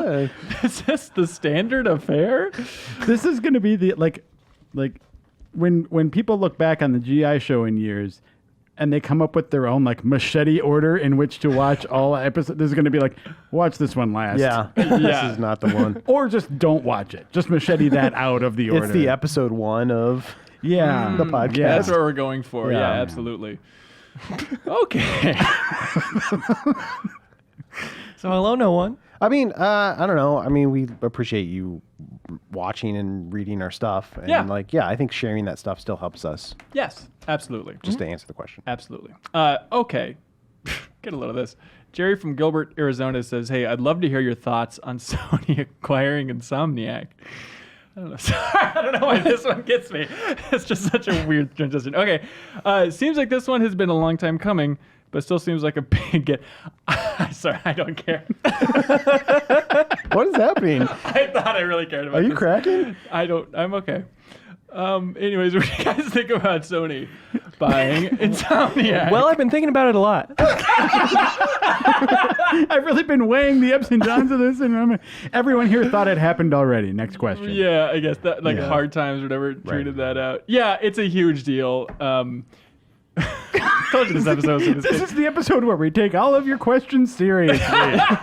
No, I do think it's monumental. I would love to know how much they paid, first of all, out of curiosity. And then also I would love to know what that number would have been before Spider-Man was I was started. like, it has to be because of Spider-Man, right? Oh, of course. But it's like, because just imagine if Insomniac, if they, I don't know what the deal is, if they were only signing up for like one Spider-Man game at a time. Imagine if they're just like, we're going to walk. We're not going to make your next Spider-Man game. Like how much that would F Sony, you know? That'd be cool. Well, That's pretty cool. Well, I mean, I don't remember the exact details, but there was some, like when they revealed sales numbers, like like Spider-Man was the 18 biggest. million. Yeah, like it was like the biggest selling. What I forget what the qualifier was on it. Like, It Fastest outsold- selling PlayStation exclusive or something like that. Top selling game from last year, maybe. I mean, don't outsold remember God what of it is. War. I remember that. Yeah, but which I is mean, crazy. But the thing to remember is that it was like on a single console, and it Yeah. outsold multi-platform games. Like Yeah. that's just a juggernaut now. Absolutely. I would. Oh, this would be the greatest piece of behind the scenes stuff. I would love to know, like how much Microsoft offered to buy out Insomniac. Do you think Sony was think like they worried offered? about it? I'm sure at some point there was a discussion about Insomniac is probably one. I mean, top 3 most talented large indie developers out there. I'm sure Microsoft was knocking on the door. Do you And think at some- Microsoft offered, and that's why Sony bought them? I'm now? sure they were scared. Yeah. I'm sure feel Sony like- was scared of it. I don't know. At some point, that feels like a little like the plot of Indecent Proposal. Am I dating myself too much here with Indecent Proposal? Probably. Where it's like, I don't. Are you gonna sleep with your spouse, or are you gonna sleep with the weirdo who's offering you a bunch of money? Well, they've worked with that a Microsoft question? before. The weirdo, Microsoft, the weirdo offering you money. I mean, speaking of though, I just mean on one hand you have a an established long-term relationship, and on the other hand you have someone who's just like, I got some money, Anyway. No, that's good. I mean, speaking of, I was curious. Like, so does Microsoft own Sunset Overdrive then? I don't know if we know, right? It was published on PC at some point. I'm sure. I assume Microsoft still published that version, but I don't know. I thought one of the things. Turns out that I've been reading a wide range of weird things on Twitter recently that is getting muddled together. But there was something about I think the future of Sunset Overdrive is sort of like TBA at this point. But it was released on Steam rather than the Windows Store. Right. Yeah. Oh. Yeah. Huh. But either way, I'm sure Sony's just like, lock them down, make Spider-Man till the end of time. I hope you're okay with that, Insomniac. I'm sure they're fine with it. Yeah, absolutely. But yeah, it's cool. It's interesting to see Sony buy a studio, right? I mean, it's not very common. Do they own Quantic Dream? No, they do not. Oh, No, weird. because they're making games for other platforms now. Oh, that's right. right. And that's Yeah. that's the crazy thing too. I guess we can talk about is like, when we talked to Genova Chen on this podcast, and also when we had the CEO of Quantic Dream on the podcast during E3, talked to both of them about their conversations with Sony about letting some of their games be released on PC and mobile in the case of that game company and stuff like that. And they're also Sony's much more open to that, and they're letting people actually release the games elsewhere, and because they realize that developers can make more money there, right? And even in this, I believe it was that quote from Sean Layden, where he said something along the lines of like, we're looking for what games should have a larger platform than just a PlayStation platform. And in my hopes of hopes, my wildest dreams, that is Dreams on PC, which, on that cover story trip, they were not saying anything, but it's very clear that Media Molecule wants it on PC, and like that game would kill. Can you imagine Dreams on Steam? Be incredible. Game over. Steam Workshop support? You wouldn't Oh. need it, but still. The entire game is already a workshop. Yeah, right. But yeah, absolutely. I mean, And it rhymes. Steam Dream. that's Steam's true. Dreams. The Steam Dream thrill of a lifetime, as they say. Yeah. Creamy, steamy, dreamy. Yes. I think that's going to happen. I think that's going to happen within the next 2 years, is Dreams on PC. I want it. Yeah. Really bad. Yeah, still the best. Well, will Dreams release in the next 2 years? It doesn't matter. Officially, I mean, I Yeah. guess it is. Well, out, you can get question to a great mark, place but, right like, now. you it's- get the story mode, the campaign, which is around 2 hours. And it's like, I'm sure that'll be Yeah. cool, but what are you doing here? Yeah, if anybody's holding out on buying it because it's not the full release, don't. It's Yeah. just go ahead and weird get that it. it's in like beta or whatever still technically. It is, yeah, Yeah. especially when they Or were early on access. they were on the Gamescom stream with Jeff Keighley, and it was like, here we go, release date.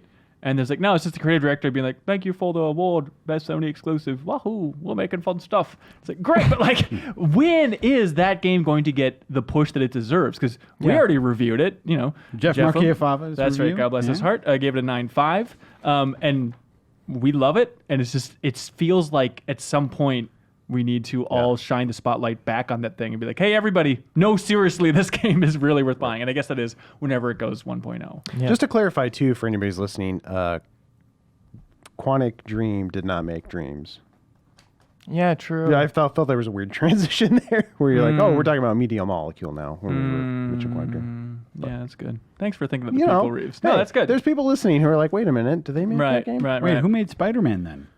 I thought Dreams was in. Spider-Man was made in Dreams, right? Yeah, that's right. Yeah, that's true. Yeah, we have a video. My about it. dreams. Salim Mohammed writes and says, "Hey crew, I was really happy to see Ben interview Matt Booty last week. Booty, he. Yeah, this is the thing. Stop it. When 90% of the comments are Booty, last name Booty, at some point is I responsible for? I need to acknowledge that in the interview. Yeah, you need to ask him about it. I mean, honestly, is there a harm in that? If everyone's thinking it, why not just break the ice in that interview by making a joke about his name? As someone who's got a mildly weird name, and Leo does too, like, don't do it. Whoa, dude. it's just not like you've heard it so many times. It's just like, but it's not for him. It's for the community. It doesn't matter though, because like I guess what I'm saying is like that doesn't break the ice. That just makes you look like makes you look like an asshole. The only way I would address something like that is like, "Hello, the booty joke has been made." Yeah, you're comment right. something else if you're going to comment. Thank you. Bye. There we Bye. Although great engagement. Anyway, Salim Richardson says, I'm really interested to see the direction Microsoft takes their new studios.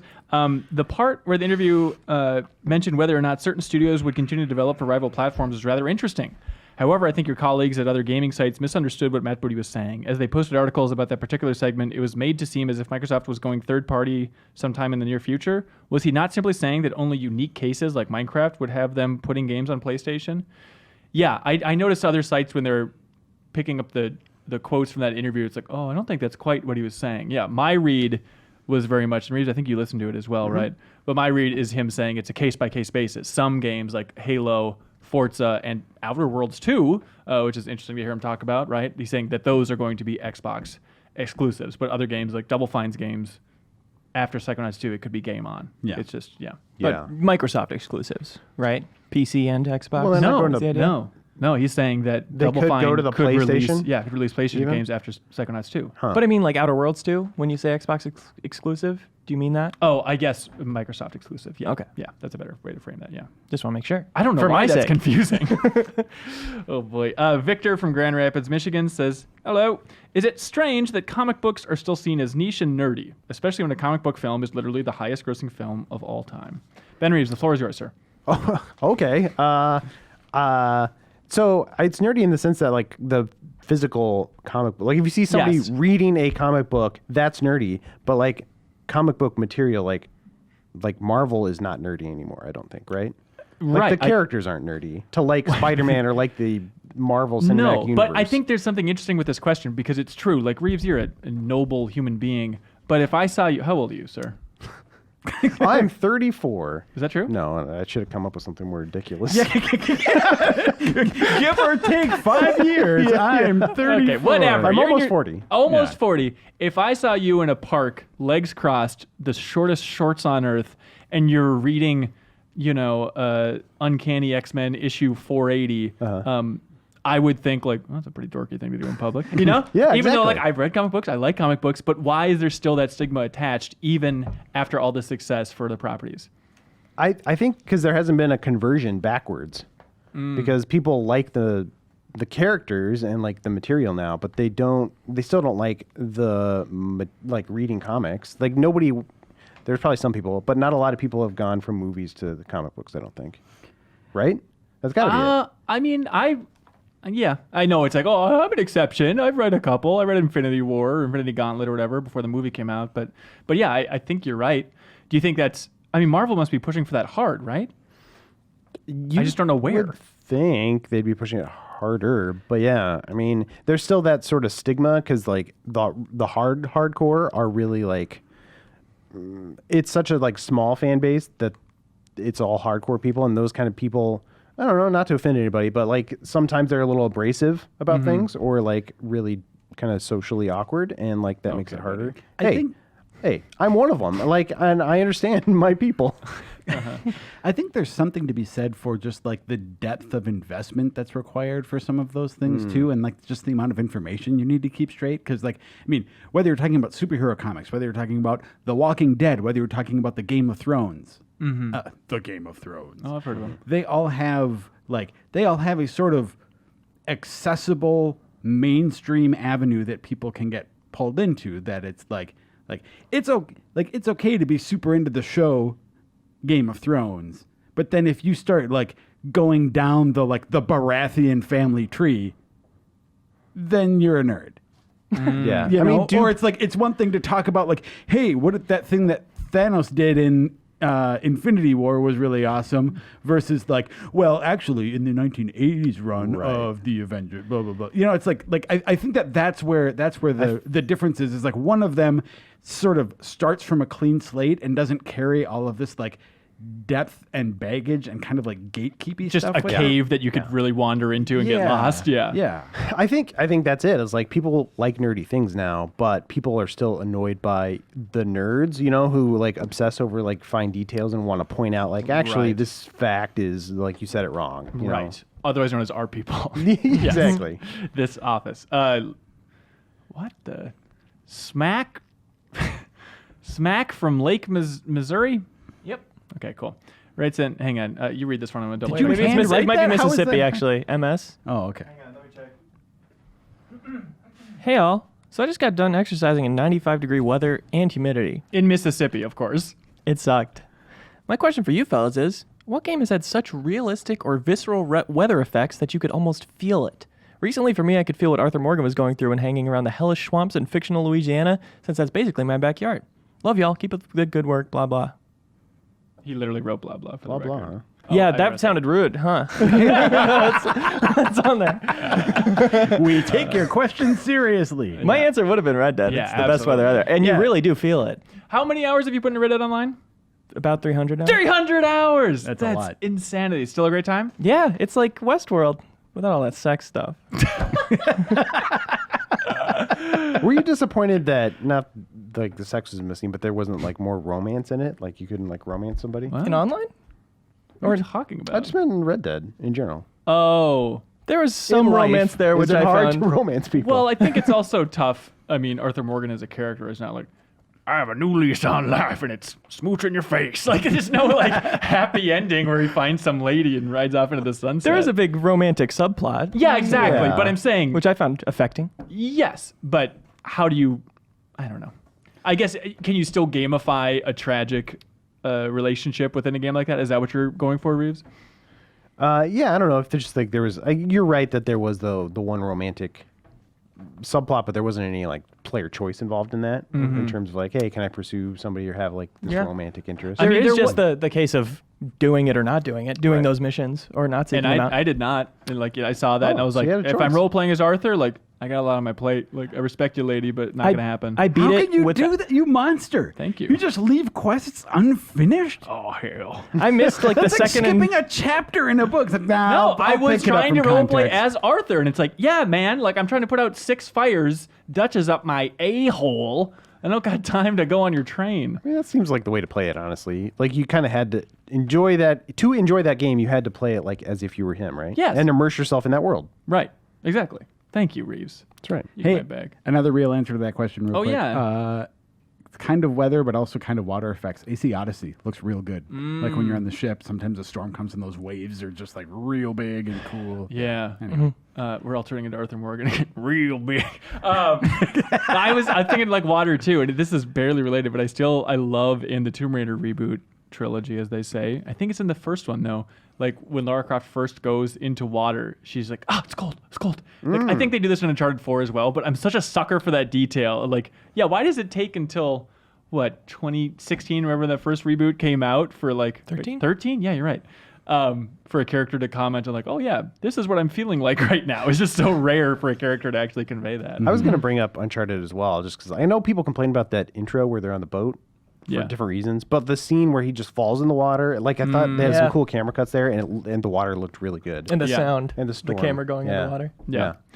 Colin from Woodridge, New Jersey says, hello, Ben and the Hansons. Hello. Back when I was 8, I had the Lord of the Rings, The Two Towers game for the Game Boy Advance. Nice. It truly was an unremarkable game, but I have vivid memories of it because no matter how many times I tried, I couldn't get more than a couple levels deep. Helms deep. It kicked my ass over and over, he says. Just like Star Wars The New Droid Army, also for the Game Boy Advance. Bangers. I never even heard of that one. The New Droid Army. I doubt... That unforgettable chapter in Star Wars history. Another droid What army. if we tried another one?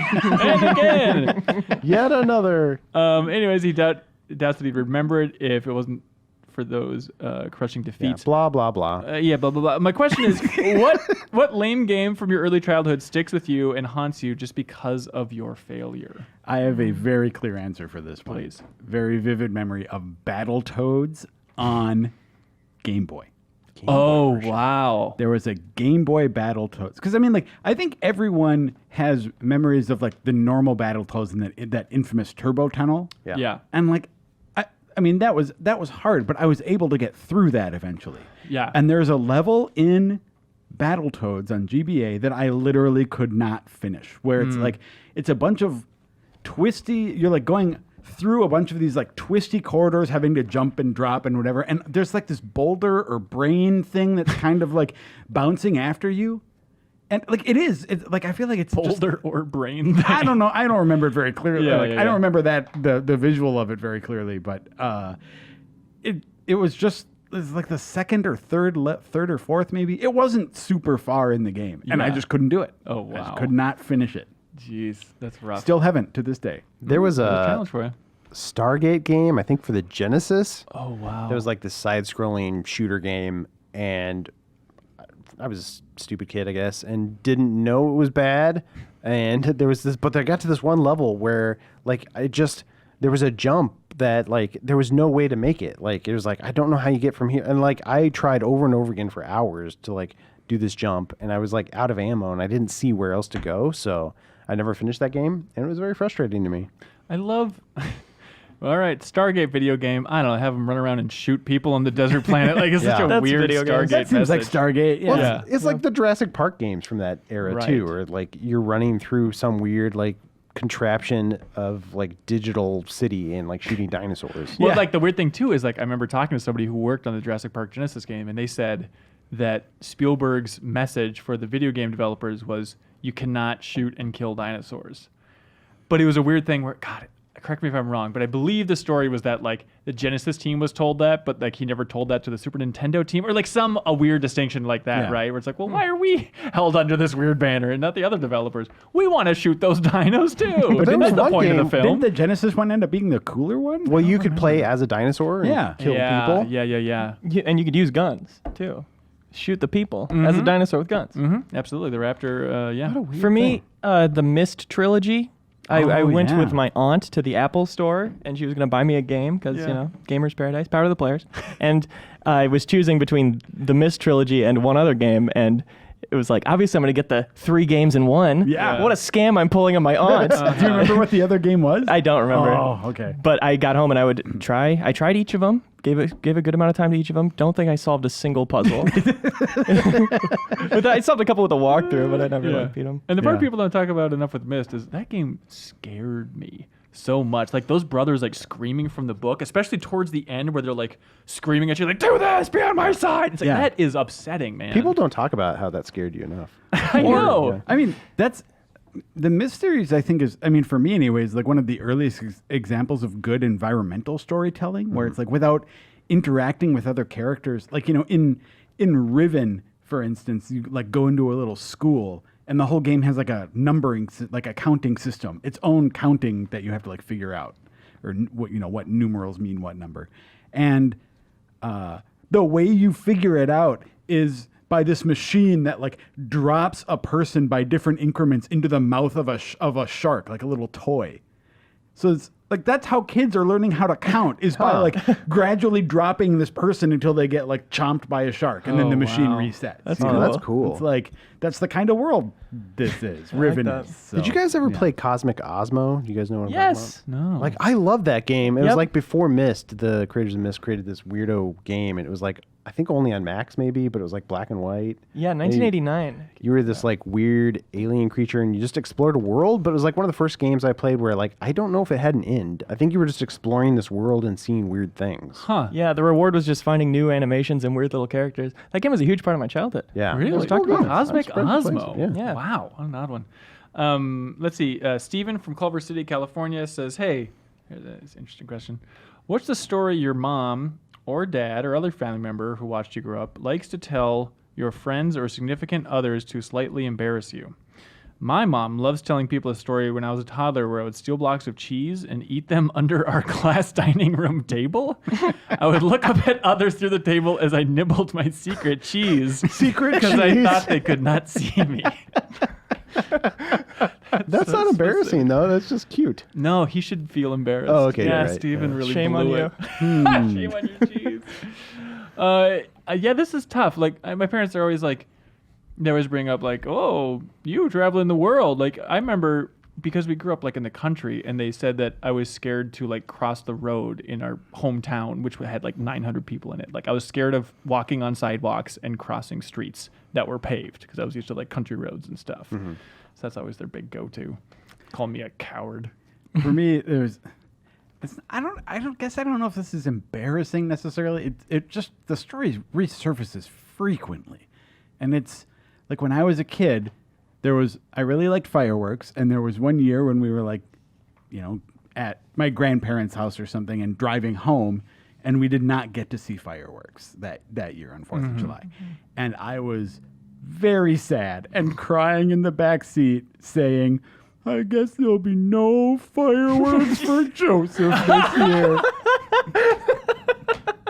So every 4th of July, really they quote that for you? Basically every year, it's like yeah. So like if I call my mom the week of 4th of July or something, she's like, so you going to see fireworks on 4th of July? Joseph? Is Joseph getting fireworks? I'm like, probably not this year, Mom.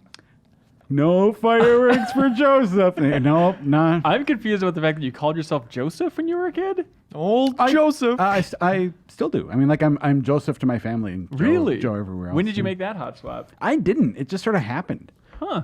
It was not a conscious choice. It was like I was just Joseph, and then when I like started going to school, like first grade, teachers and like classmates just started calling me Joe, and it's like I wasn't like, no, my name's Joseph. I was like, yeah, okay. And Joe Juba is just a snappy name. It's fun to It's say. a good name. Yeah. You could put it in a song, I'd say. Yeah. The weird part wasn't the fact that you went by Joseph, not Joe. It was the fact that you referred to yourself in the third person. You're like, Oh yeah, that I did. Yeah, yeah. He was vlogging. hey fam, all you out there, Joseph here. Like, share, had a subscribe. tough night. No fireworks for Joseph. Cody from Kingston, New York says, hey, dear Ben Hansen and other GI people, he says, what's the frame rate of a dream? Really makes you think. Yummy question. I don't know. Our eyes are like around 120 or something, so I assume it's that. But what's your Why? brain? Why would it be limited to your eyes? I thought he was making a joke about like the game. No, he also says not the BD molecule. Oh, game. okay. No, but honestly, if you're recontextualizing your memories or whatever your brain's doing when you're sleeping, everything you remember you saw at your eyes frame, right? Yeah, So- exactly. Why would the brain change it? Yeah, Right. that's true. Somebody, this could be wildly wrong, but somebody once told me that your eyes can't I'm really almost certain distinguish. this is wildly wrong before even hearing it. Is that No your correct info for Joseph today. Okay. I should. Here we go. Why did I take the bait of tell an embarrassing story? Nobody else even had to. Yeah, Oh boy! Step right up, idiot. What other bad stories do you have about yourself? What would you say your greatest weakness is? What can I weaponize against you later on? This isn't even going to be interesting anymore. But somebody once told me that your eyes can't really distinguish past like 8K or something like that. So it's like maybe we dream in 8K. It's talking about frame rates. I feel like if someone were to project my dream onto a TV as I was dreaming it, no matter what the actual frame rate was, they'd still be like banging the side of the TV and wondering what. Wait a minute, I'm yeah, dating bro. myself again. Like people don't do that. It'd be like they'd be messing around with the V-Sync or something. They'd be banging the side of the TV, breaking it instantly. So all your dreams are about banging? Is that what I'm learning here? Oh yeah. Cool. Do you think in our lifetime we'll ever get to that point where we'll be able to record dreams and see like a rough version or something? Yeah. No. That and Wild In Wild our West. lifetime? Yeah. Will we ever see Wild Wild West again in our lifetime? All right. Tyler Steele writes in and says, hey, I was playing Fire Emblem Three Houses. Are you playing that, Joe? I haven't gotten very far. I was playing Oninaki, Oh, okay. so I got sidetracked. Okay. Because you're the the case you made to me, at least with Fire Emblem, is you're going to give it one more shot in a Monster Hunter type way of all right, this is the one. This is my make or break. I mean, it really is the next thing on. I didn't get a chance to play many games last night. Right. So you don't like Fire Emblem? Is what I'm taking away from this. Okay, he says, and I learned that the sprite on the loading screen in Fire Emblem will walk left or right depending on the angle of your controller, using the gyroscope/motion controls. I just learned this in dock mode with a pro controller, but I imagine it works in mobile too. I'm 40 hours into the game and just realized this. What a neat little feature. Way to admit you didn't watch our new gameplay today live. Did you really go into that there? We discovered it, I think. Oh, really? Yeah. Oh, wow. Hey, Nintendo, get a load of this. Danny Y. from Bucks County, Pennsylvania. He says, hey, my brother Kevin will smack me if I don't email this to you guys. We play Hunt Showdown almost every night together, and it is one of the most unique games we've ever played. I heard you guys bring it up last week, but the full release is coming out next week, like August 27th. Oh, boy. Is this a cry for help? Do we need to contact Child Services? Yeah, I think so. He says, please have Matt Burtz on the show to talk more about it, because that's how he found out about it. why did you do that? Because I wanted to plug Hunt Showdown. I mean, it seems like several people wrote in like, oh yeah, we're really enjoying it, and it's coming out early access next week. We pulled all of these emails on Monday. I'll assign someone to that review immediately. Great. I mean, look who's available. Anybody. Let's see. Nate Miller from Pull Y'all Up, Washington. Boy, we could use that. He says, I have a submission. Not only, I don't know what this is in regards to, but it made me happy, so I wanted to read it. I have a submission for not only a trailer I rewatch monthly, but also what I consider to be the greatest work humanity has ever constructed. No, actually. It's not we're done with that. Yeah. No, but he says, they were just second too late. But he says, the original 2014 88-second teaser trailer for Star Wars The Force Awakens, it contains everything that Star Wars is in 88 seconds. I went back to rewatch that again. It's the first one for Force Awakens, the one where like it opens on the desert and then Finn stands up. Like the sound design in that trailer is incredible. That to was go a back good trailer, to. yeah. And remember, like the part I forgot too is like that long beat where Andy Serkis, our boy Snoke, where he goes, "The dark side and the light," and then it's like it is a pregnant pause. And then that water bursts, baby. Whoa. And then it's like, bam! And then the Falcon comes in and does like probably the best shot in Force Awakens, right? Where it does the flip and then it's like, whoosh, and like bounces over the sand just a little bit. That's such a good That's feel. the best. Is that the one that ends with Han Solo and Chewbacca showing up? And Nope, that's the we're second home? trailer. Yeah. So they're not in the first one at all? No. Okay. No. Disney doesn't actually make art, so it's disqualified. But Yeah, that's true. Yeah. Nate says, P.S. When Hanson laughs, my wife gets mad.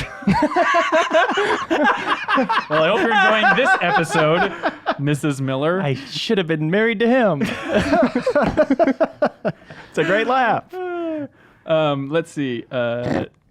Backwards Sock from Cambridge, Minnesota. Killer question. Oh, Cambridge. What do you know about Cambridge? The place where I got my dogs. Oh, really? Yeah. Where you kidnapped those dogs? Yeah, the residence from which I stole my dogs. Cool. He writes, have you seen my dogs? I was watching your sleeping dogs replay and noticed they look suspiciously like, yeah. He says, what makes a good boss fight? Full stop. I've thought about this a lot. I think for me, it's like an intersection of so many things because it needs to test the things that the game, like the skills that the game has been trying to teach you, right? It's almost like not necessarily a difficulty checkpoint in the way that boss fights need to be brutally difficult, but they need to make sure that you've mastered certain concepts. They need to make you use them in clever ways. And from just like a story perspective, for me, it needs to be like climactic and interesting. It's not a good, like, this is one of the reasons, like, I think mechanically, like, the Dark Souls series has a lot of like really cool boss fights, or Bloodborne. But, and I know I'm catching some hell here, but like for me, some of those are they're a little less memorable for me because when you get to those fights for the first time, it doesn't have the gravity of like knowing like who you're fighting and why. But they become so iconic because you see them so much as you're playing them again and again. Yeah. And so like mechanically those are good fights, but they're not like, for me, they're not that intersection of like perfect boss fights.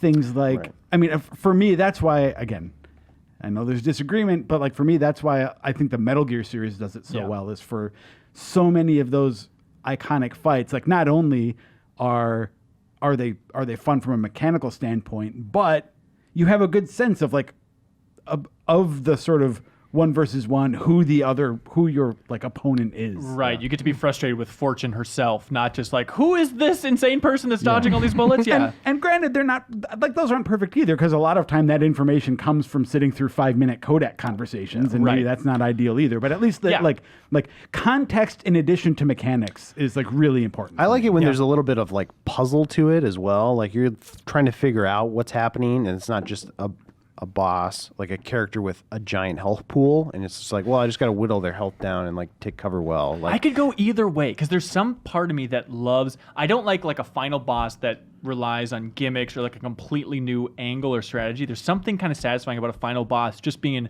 a good, basic, big drag ass fight, right? Where you just like, you just have to fight and whittle this down, and it's just a brawl on the base mechanics of the game. That's always the most satisfying final boss. I mean, for me. that's what Dark Souls is in some way in my mind, and those can be fun. But I enjoy, like, the ones I enjoy the most are the ones that like I have to figure something out, and there's something going on there. The one at the end of Blacklist isn't perfect. There's a lot of QTEs, but the start of it is he's searching for you in the darkness. The lights go out, and you're moving from cover to cover, avoiding being spotted as you get close enough to do a takedown on him. Like, you don't have your guns in that point. And that was a very exciting moment of like, okay, now I've been practicing for this the whole game, essentially. I like that more than when it's like, okay, now learn these patterns, and then you'll never have to know them again. Would you rather have like one giant person or like, you know, a guy with a lot of health that you fight, or like have like, here's the most enemies you have to fight in this game, and like it's not a single boss, but it's like a boss encounter? Yeah. Like, Shadow what of the would you Tomb Raider prefer? had a last boss like that was kind of just the biggest waves you've dealt with, and you could do it all stealthily still. And I appreciate stuff like that's that. cool. I'm just not a big boss fight guy, though. See, I'd say I have a long list of like, these are sort of deal breakers. Like, don't do this in boss fights. Deal breaker, ladies. That's one of them, is the like make it an actual fight. I don't want just like harder waves of enemies that have already fought a bunch. For sure. I really don't like that. Just like huge health bar that you're chipping away at, because like then it gets repetitive and it doesn't feel like. You prefer your bosses riding in a helicopter. Well, so that's actually another point, though, is that like, don't make your boss fights use mechanics that your game doesn't use otherwise, right? Like those, 100%. And don't turn them off. Or I mean, if it can use. I guess they shouldn't rely on mechanics, right? Like, no one wants a cool third-person shooter, but the final boss is you're in a helicopter just like shooting missiles at someone. I think I can't come up with one on the top of my head, but people should write into podcast@gameinformer.com with those boss fights that break that exception, right? Or that are the exception to that rule, that And they change liked. up the gameplay Yeah. for the big climactic boss. None of them are good. Prove me wrong. Yeah, None of them I are think good. there is one. I just can't think of what it is. Nope. All right. Well, what are you gonna do? Yeah. Where do you stand on characters changing form? Like, you talk about the connection to the characters, and I totally get it. But I think mainly of like Final Fantasy, right? Where it's like, all right, this Sephiroth, he's gonna get his, and then you fight him, and obviously everybody loves the one-winged angel fight at the end.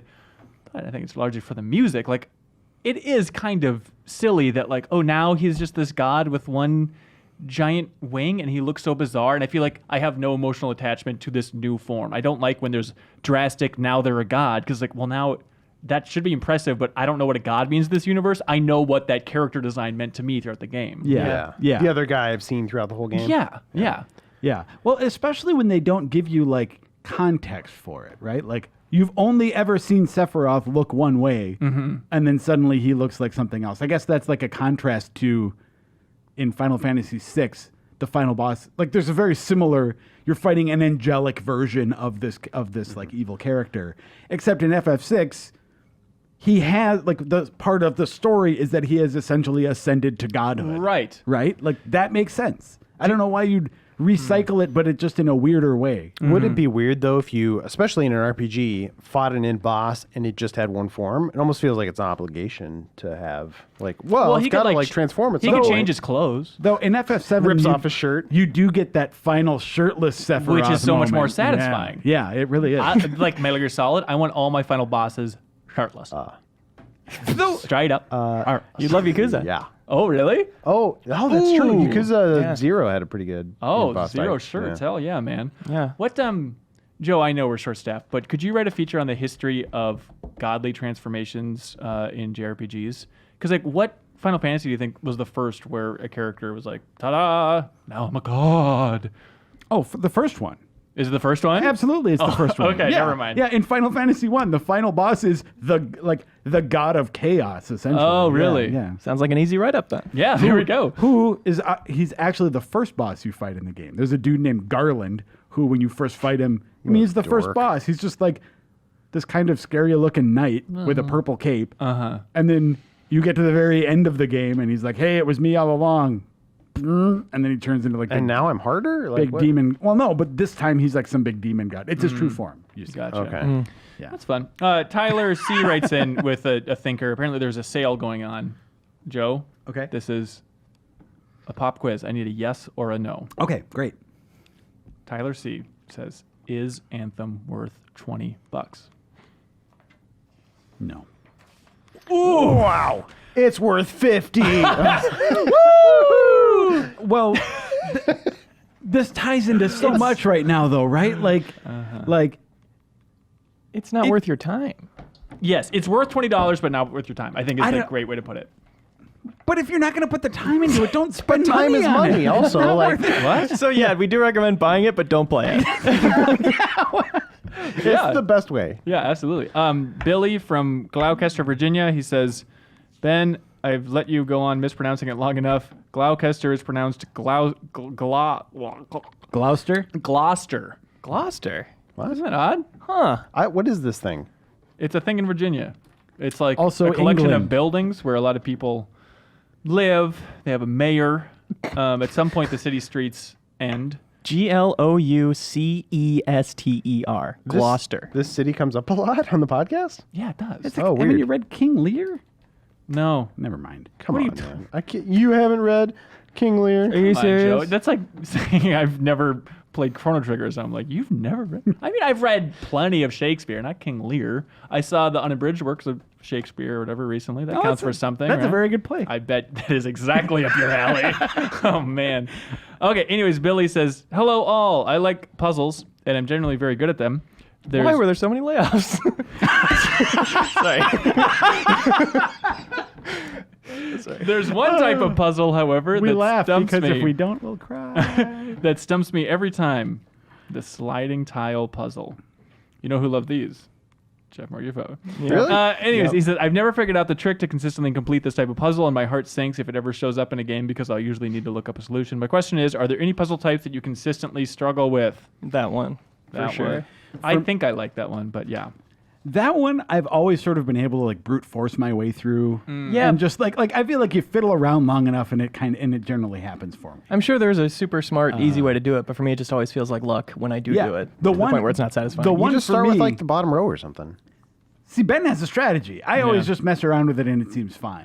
The God, Miller gave me a card game recently called Mesozoic, I believe is the name of this one, and it's crazy because it's like a deck building game, and then it's timed, and you put like your cards out in a grid, missing one space, and then in real time, in order to get points for the deck you've built, you have to do the sliding block puzzle with cards on a table, which is bizarre. Oh, weird. And I was like, I was feeling pretty good about my deck, and then it came down to that sliding puzzle part, and it's like, well, I ended up with like 2 points because I can't do this under those time demands. That's cool, though.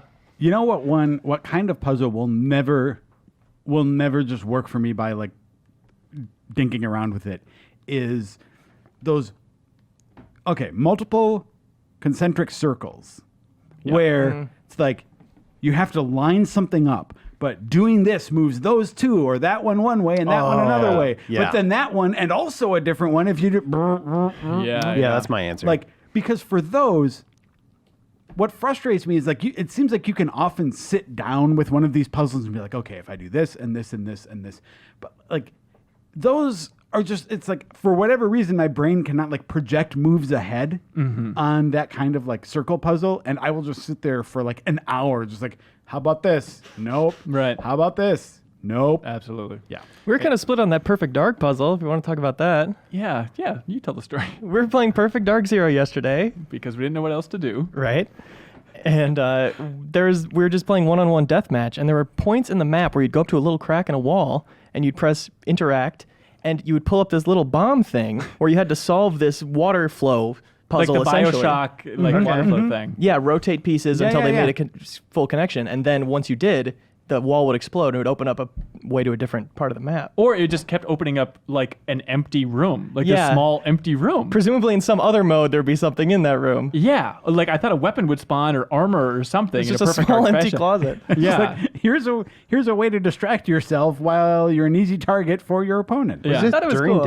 deathmatch, or were you Yeah, guys it playing was co-op? during deathmatch. It's just like You could have walked up and killed the person doing it if you as they're found trying them. to solve this stupid puzzle. weird. Also, I forgot that you can roll in perfect dark and it goes to third person. Also, you can take cover and it goes to third person.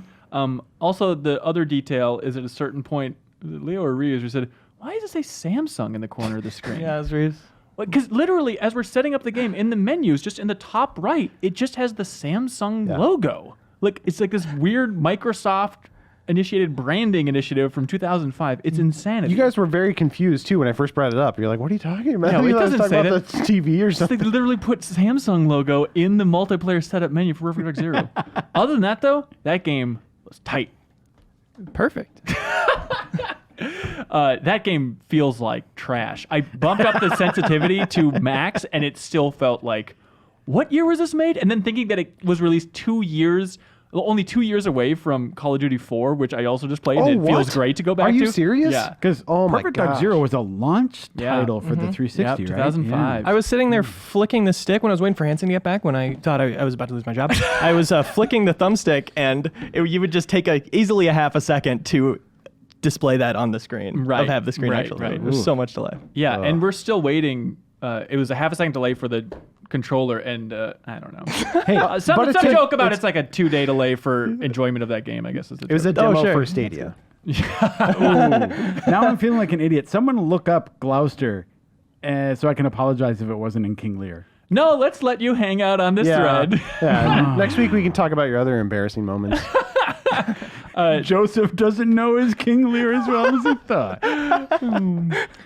James Del Tito from Melbourne, Australia says, "Hello, crew. I'm nearing the end of my high school experience. Congratulations. And with exams coming in a few months, I'm starting to plan what I will do after I am done. Obviously, this is a great opportunity to catch up on my gaming backlog, but I'm sure where to start. Could you please give me some suggestions on which of the following to prioritize? And do you have any special personal favorite games not on the list and on any current gen console that I should play?" All right, let's all agree on what game he should play. Yeah. StarCraft. So, graduating high school in Melbourne, Australia. We've all been there. This is right on the tip of our tongues and emotions. Oi. Hey, boy, what you looking at? Leo's putting himself. Governor. Crocodile Dundee. No violence, please. Okay, great. We have a lot of Australian listeners. But hey, it's not on the big board, so F them. Yeah, come on, guys. Yeah, All right. prove you're out there. Yeah. All right, so here are the games.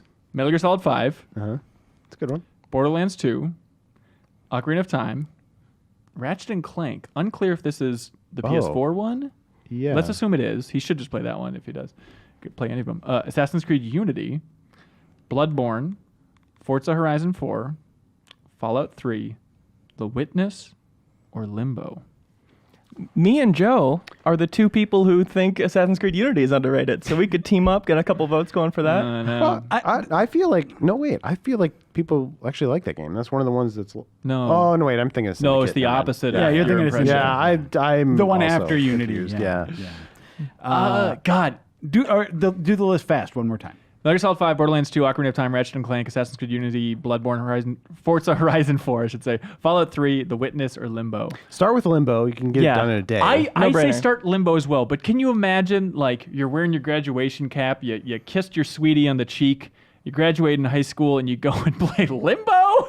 It I mean, it's seems an like amazing It's game. an odd emotional fit. Don't you think? For some of Sure. and there are some of these too. Like for instance, like Fallout 3. While that's a good game, it's like that's so old at really this point. dated, Like, yeah. like play Outer Worlds when that comes out, and that'll give you a more modern Yeah. Well, spin. I on a guess I similar assumed he owns experience. these games and he just hasn't gotten around to Yeah, them. that's what's going on Rather than there. having to go buy a new game. Right. He's a high Yeah. schooler. And I assume this is in the context of I'm about to have a bunch of free time. So if that's the case, I think Phantom Pain's the one. I also think playing Phantom Pain right before Death Stranding, I think there's going to be a really interesting point of comparison that not a lot of people in the industry will have.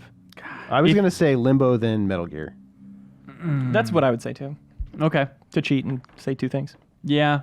All right. I'll lock it on Or that. StarCraft, because that's the one I played when I graduated from high school. Oh, really? I was The first obsessed one? with that one. Yeah. Oh, wow. Do you want to play StarCraft 2 with me? Yeah.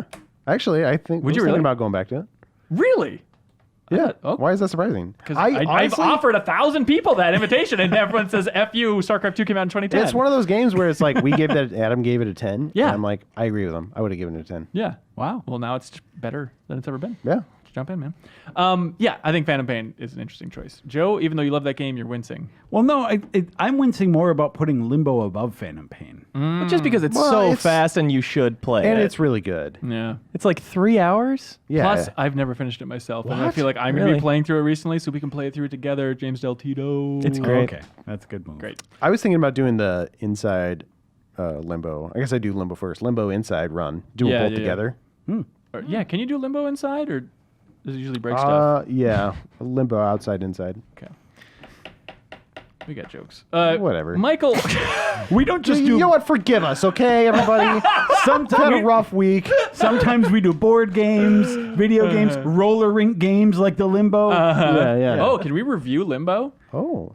The game, the game, the activity. Yeah. Is it a game? I guess it's Sort a of, game. I guess. What if you Yeah. had a bunch of people over for like grilling and you said, "Surprise, Limbo, everybody! Net positive or net negative?"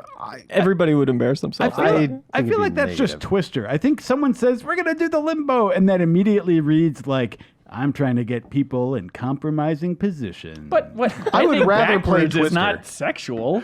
Well- I mean, Twister, you need to You haven't seen me ejaculate do just to it. win or whatever. But like Yeah. Limbo is completely different. Right hand, wait. You started it. Leo, please. Get us fired. Mike, We deserve to still be here. Okay, Michael from Melbourne, Australia. He says it's pronounced Melbourne. Oh, I'm sorry. I didn't know that. That's interesting. So Michael says, hey, Game Informer team, just letting you know that I really appreciated the interview with David Wise. Thank you. This is funny. I don't know. He cited the name of the episode, and the episode was GI Show, Iceborne exclusive, Auto Chess Wars, David Wise interview. I don't know. Maybe I'm just in a reflective mood, but the idea of David Wise and Auto Chess Wars in the same headline makes me laugh. do you still number the episodes? In the thumbnail, but not in the headline. What are we itself. at now? 463. Not including special editions and stuff like that. So, We're like over 500. correct? Yeah, give or take. Yeah. Yeah, well over that. I think we're over 600 total. Wow. I'd imagine. I'm going to imagine a number because I can imagine quite a bit. What's the frame rate on that? Let's see. We bumped it up to 60 about a year and a 8K? half ago. Is that what? Yep. Yeah. 8K. 8K frame rate. 8,000 frames per second. It's the max the human mind can perceive. Hey, I could be wrong. Hey, I'm wrong. Anyways, Michael from Melbourne, it's pronounced Melbourne, says, hello, he likes that episode. Question, what game music has stuck with you long after finishing the game in question? I don't know. The Halo Like, music, I guess. Longer than the game? I think that's a more interesting angle. Like the game that didn't stick with you, but the soundtrack that did. Yeah, Right? Let's okay. rework Michael's question. I listen to a lot of soundtracks of games I haven't even played. Oh, really? Like Donut County and Undertale. You Two played games Donut I've County? never started up. That seems like I think you your would type like of thing. Donut County. Yeah, I probably would. I like the music a lot. Yeah. I forgot about how good that soundtrack is. Undertale is actually an interesting Yes. example of that to me because while I enjoyed Undertale and I really like the ending of that game, the majority of that game I thought was that's good. That's fine. But the music is real good. And SimCity. SimCity 2013. Oh. But that's a good game. I like that game. Well, I think the internet would beg to differ. The game, I think, was interesting. I think aesthetically it's an amazing game, and I think it's strong for a window of time before your city gets too big and all that stuff. Another one my friend turned me on to that I haven't played, my friend Alex, Ultimate Chicken Horse. It's a great soundtrack. Really? Waterfall off that OST. One of the best pieces of video game music there is. Honestly, it's unbelievably good. Waterfall from Ultimate Chicken Horse. Yes, by Vibe Avenue. Waterfall. Wow. That's Okay. interesting. Incredible. While we're on soundtracks, Brian Shea told me that the Turtles in Time soundtrack is one of his favorite soundtracks of all time. Does it seem weird to you? Like up there with like Good, Bad, and the Ugly. Yeah, exactly. I mean, that's just nostalgia. There's no way like that Konami. I don't think it feels nostalgia. Oh, really? Yeah. Oh, I didn't know Sonic's that. good now. Right now.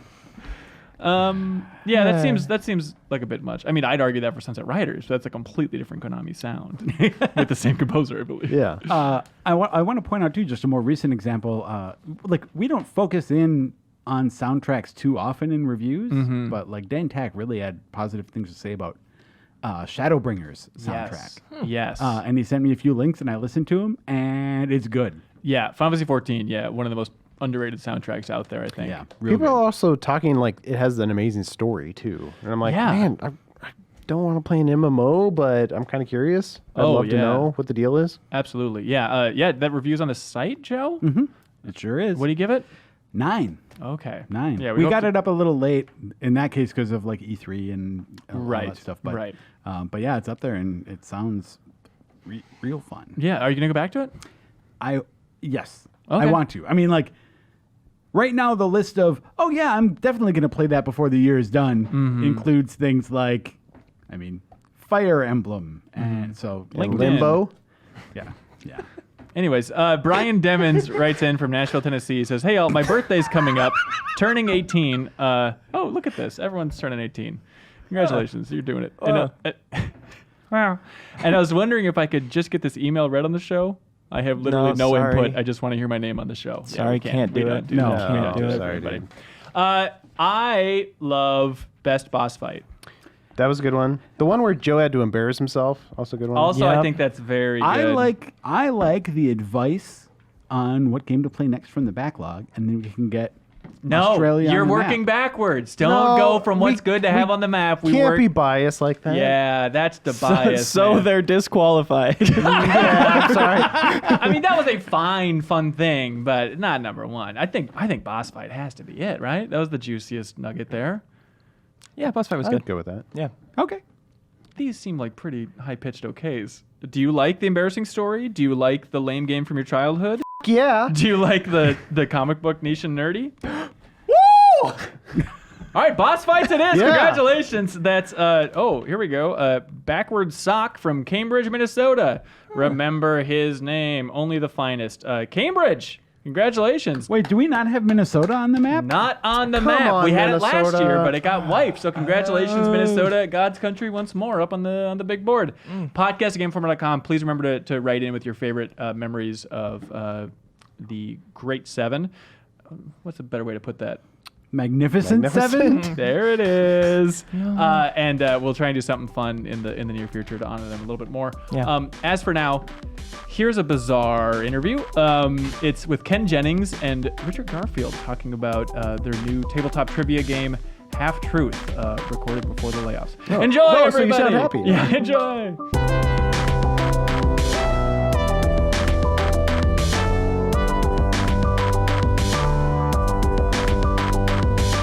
Ken Jennings and Richard Garfield, welcome to the Game Informer Show, guys.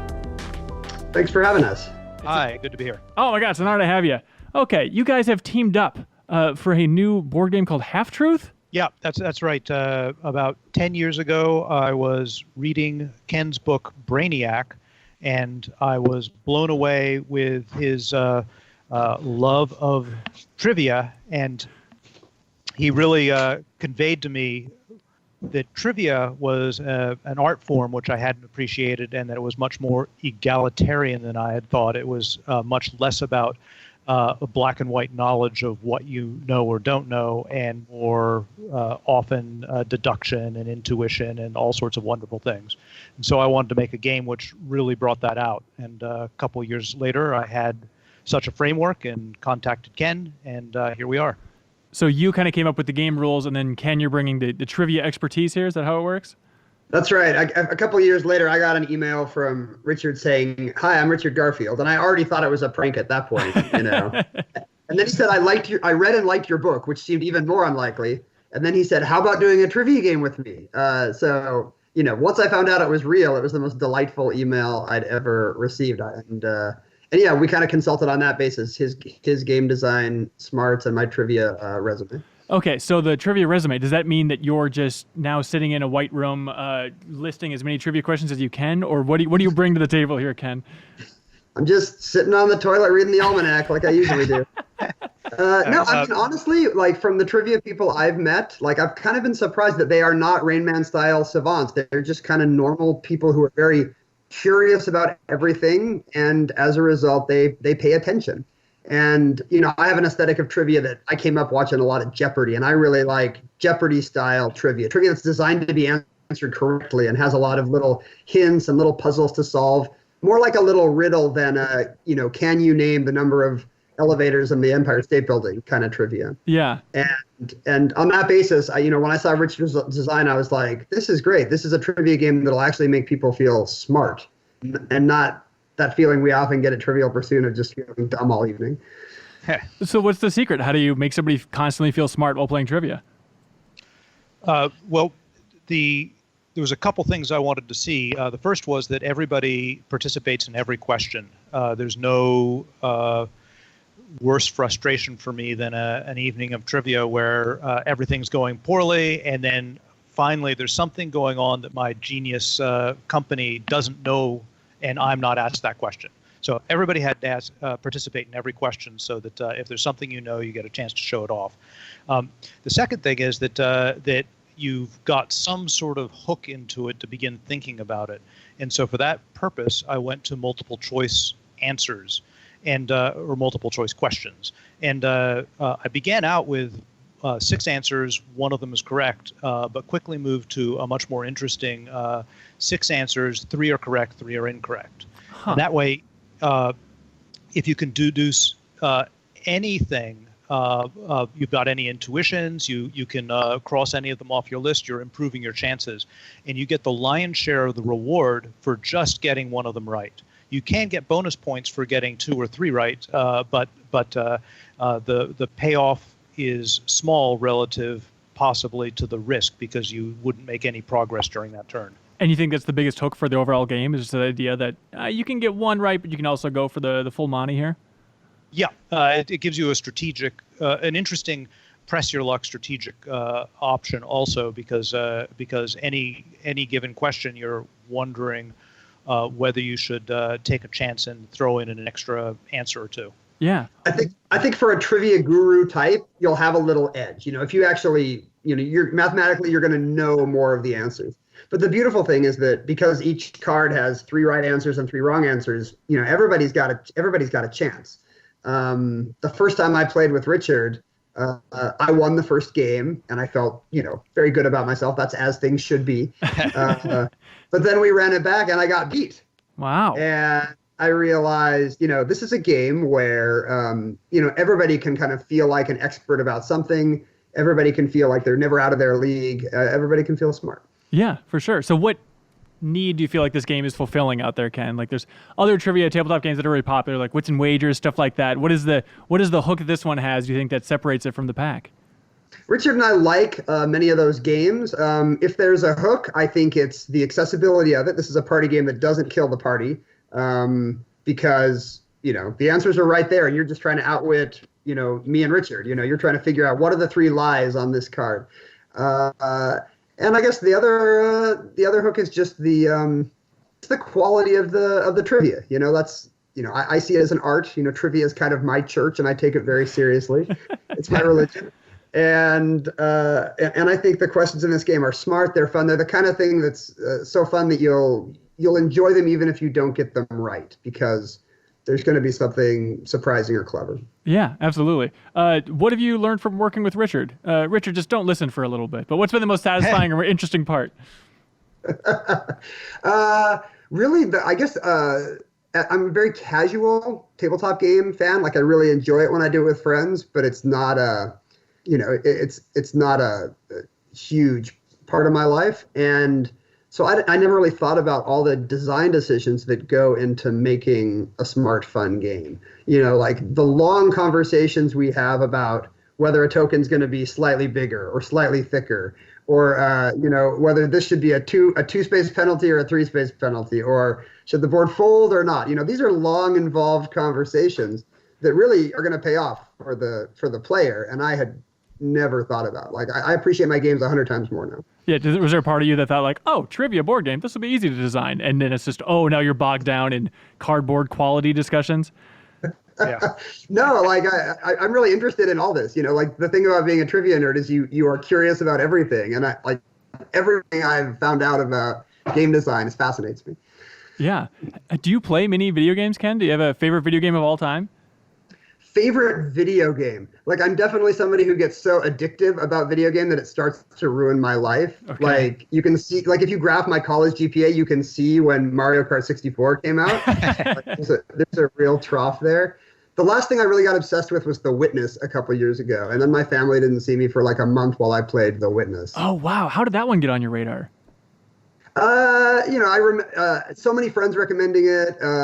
It's really, really on brand for me, as you know, if you've played the game. Yeah. And it reminded me of like playing Myst as a kid, and not just the puzzle solving aspect, but just kind of the immersive world that game creates. Do you feel like your super genius mind was able to tackle the Witness's challenges faster than most, or was it about average compared to the average gamer, you think?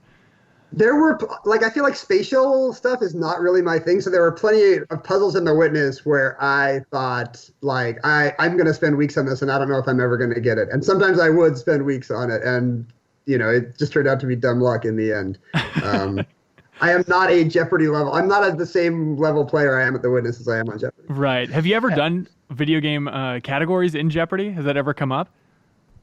Video games come up on Jeopardy from time to time. I'm trying to think if I ever got one right. I don't know. I'm a dad now. Like I'm the kind of guy that says Pokemons instead of Pokemon just with my son. You're smarter than that, man. Come on. That's good. Not strategy. really my field. Richard, do you have a favorite video game of all time? It's really hard for me to pick favorite games. I can list a few I'm playing. I am currently returned to Overwatch, which I quit for a long time. Oh wow! But I used to love TF2 and have liked Overwatch from time to time. I have liked the auto chess category that's just opened up on the Dota variants and now the League of Legends. In the past, I've really liked. There's a small game called Quadradius that I thought was brilliant, and always wished had gotten more traction. I think it's still playable on a browser, but certainly doesn't have a huge community. Yeah. Oh, that's awesome. I love that you're into auto chess. I don't think I would have expected that, but you appreciate it just on a game design level? Oh, auto chess it's very, very orthogonal to stuff that's been done. It struck me in a similar way to that Dota did, where when Dota came out, it was it was very, very different than the stuff had come previously, and I was really thought it had some great design concepts in it. And this is the same thing. Auto chess sort of breaks a lot of those rules, and it's like this combination of I don't know, a tower defense and a rummy game or something. Yeah, it's absolutely bizarre. Ken, you have been brought up in a Game Informer video in the past. We did these rapid fire video interviews with game developers, and we did one with the creative director for Mortal Kombat who had Ronda Rousey in the game. And in that rapid fire interview, I had to cite your greatest tweet, unquestionably of all time, which is where you just said, Ronda Rousey, Scooby-Doo. As in, Scooby-Doo said Ronda Rousey, and it is impossible to get that out of my brain. So thank you for breaking my brain with that stupid joke.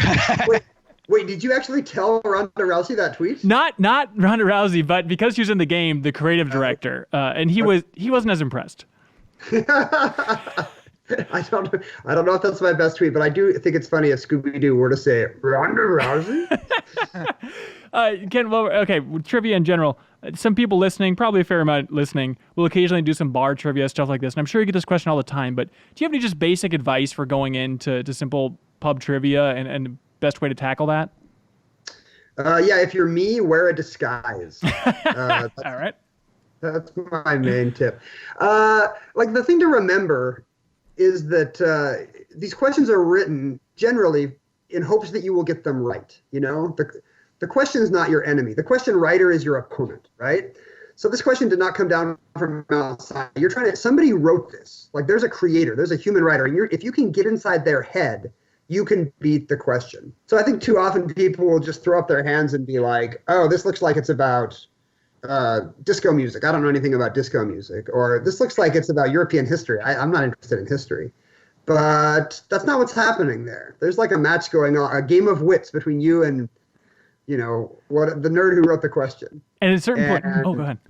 No, what's your question? Oh, I was just going to say, at a certain point, like, I've been playing a lot of bar trivia recently, and it's like, this guy has had like 5 questions about Pretty in Pink, and it's like, okay, I think I can figure out the age of this dude. And so if I just look at pop culture when that guy was like graduating high school, I'm probably going to be better off throughout the rest of these games. That actually happened in Half Truth. Like, I was very wary of writing all the questions myself because I knew like it would just have my biases. Like, if I'm more into 70s rock than I am into MMA, there's going to be too much 70s rock and not enough MMA.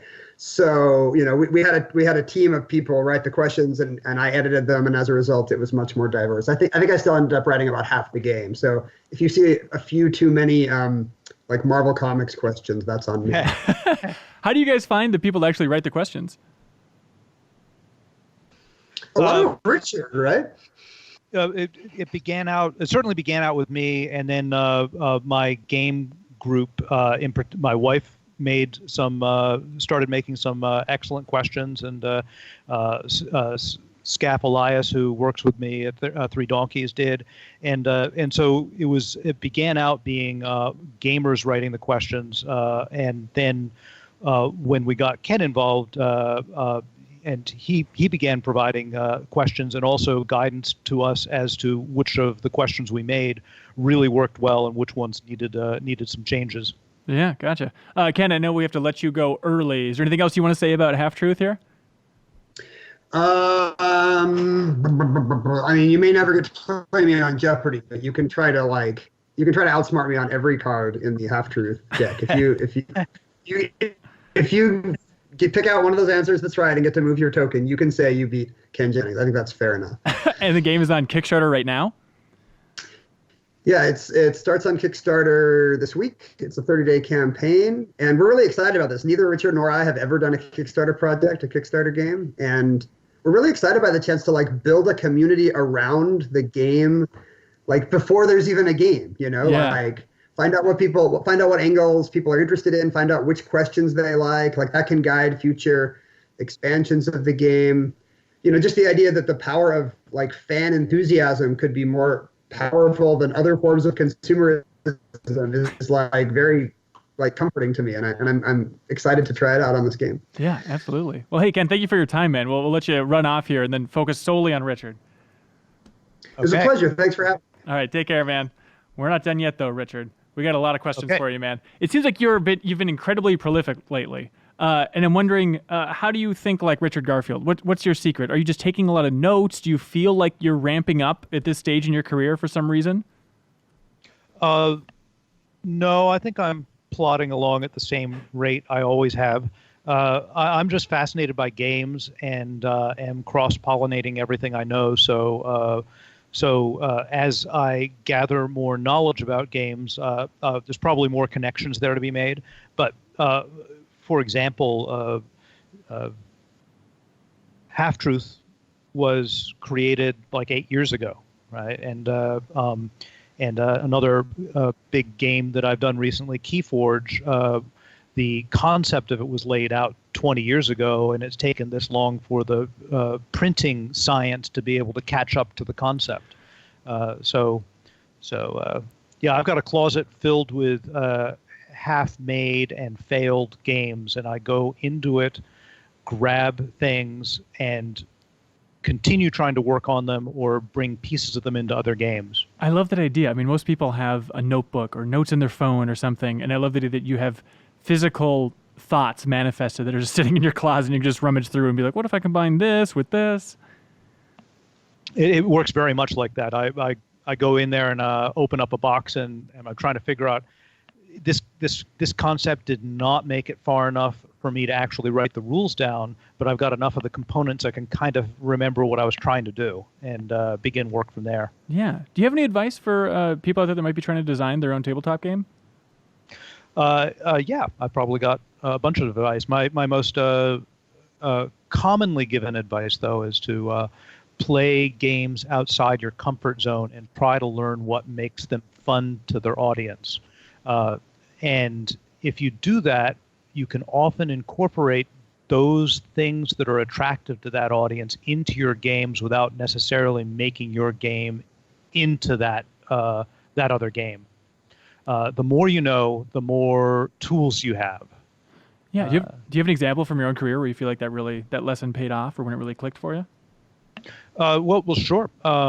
Half Truth is absolutely one, and the reason for that is because when I read this book, Brainiac, I realized that although I had been giving this advice for years, I actually hadn't applied it to myself in trivia games. And I had sort of not given much thought to trivia games, which was a genre I occasionally enjoyed, but didn't really think there was much to. And this book made me step back and say, hey, wait a minute, what's going on here that people really love? And I was able to look at my experiences and connect some dots and realize that there was something there I really did like. For example, I remembered playing trivia with my grandmother, and there maybe be a dozen people in the room, and she was not like a star player, but it was pretty amazing because these, every 10, 15 minutes, something would come up that she was the only person with a clue about, and that was kind of cool. Yeah, and so that's always in your mind, is you want this game to be played by families? Yeah, absolutely. If a game can't be played with grandparents, it's no good in your mind? Yeah. What about do video game companies reach out to you a fair amount, asking you to consult, to work on this project, that project? Like, how has your relationship with the video game industry kind of evolved over time? I do get approached to consult on different games, and sometimes if I'm very interested in a game, I'll go talk to them and see what they're thinking about and whether I can help out with that. Yeah, no, it's interesting. So like with Team Fortress, like you just became a fan. That's when you reached out to Valve. Was that type of relationship?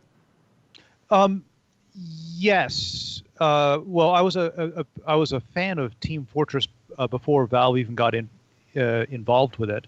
But then when I learned that they were making TF2, and that Chris Green, who was somebody who worked on some of the original Magic software, was involved, and he's a pal of mine, I really began to be interested in what they were doing.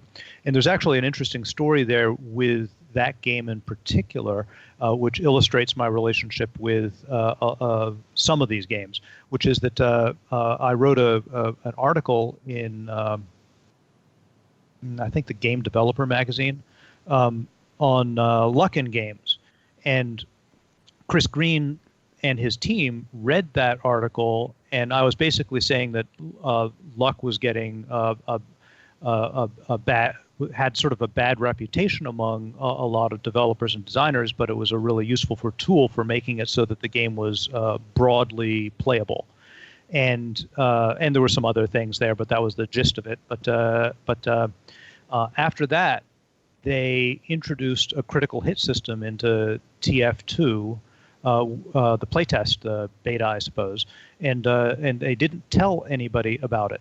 And they got lots of positive feedback, like they don't know what was going on, but the game was a lot more fun, that sort of thing. Huh. And so then when they told people, there was a lot of people who were like, complained about it, and it's too swingy and so forth.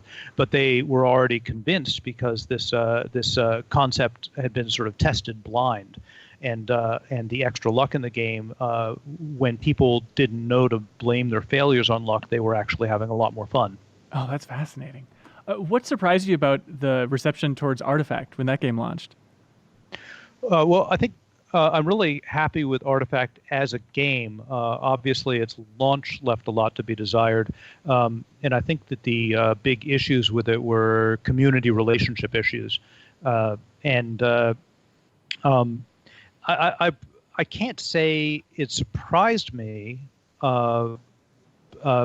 because I don't know, because I'm skeptical these days, and I know that there's a lot of emotions that run high with the concepts of free play and how you revenue model things, and what, how much luck is in a game and so forth. But I do wish we could have figured out a way to manage our relationship with the fans better, because in the end, I think that the game was a very, very good game, but not necessarily for everybody. And those people who it was for often didn't get a chance to see it because of the negative noise surrounded by the people who perhaps wanted Half-Life 3 or wanted wanted Hearthstone or something else. So in retrospect, would you have pushed harder to make it free to play then, or what do you think is the solution? Certainly, that I would consider that. I think a lot of what we were trying to do was avoid some of the negative stuff with the free to play games, because one of the things I don't like a lot about a lot of free-to-play games is that they end up having this relationship with the content and grinding, and people who buy are often looked down because they're sort of cheating, and I don't want a relationship with the games I make. I don't want the relationship with the games I make and people being that they have to do grinding in order to get the content. They should want the content. But that doesn't mean that there's no avenue for free play. We talked, for example, early on about making it so, for example, all the free cards, all the common cards were free. And that might be an avenue, because in all my games, I usually make it so that the common cards are very strong and you can get by on just the common cards. And you may not be able to win as often as having the full variety, but you can hang with people with much bigger collections. Yeah, for sure. Did you start to plan an expansion for Artifact before you left, or was that never in the cards for you? Oh, there were expansions being worked on before I left. Yeah. Okay, cool. So in general, I mean, would you say there's hard feelings at this point, or is it just a interesting experiment that didn't quite launch the way you expected? There's no hard feelings between me and Valve. I think they're smart. And they paid attention to what we talked about in development, and I think we worked together and made a great product. And I don't believe there's any hard feelings the other way, but there were high emotions, and so sometimes those get mixed up.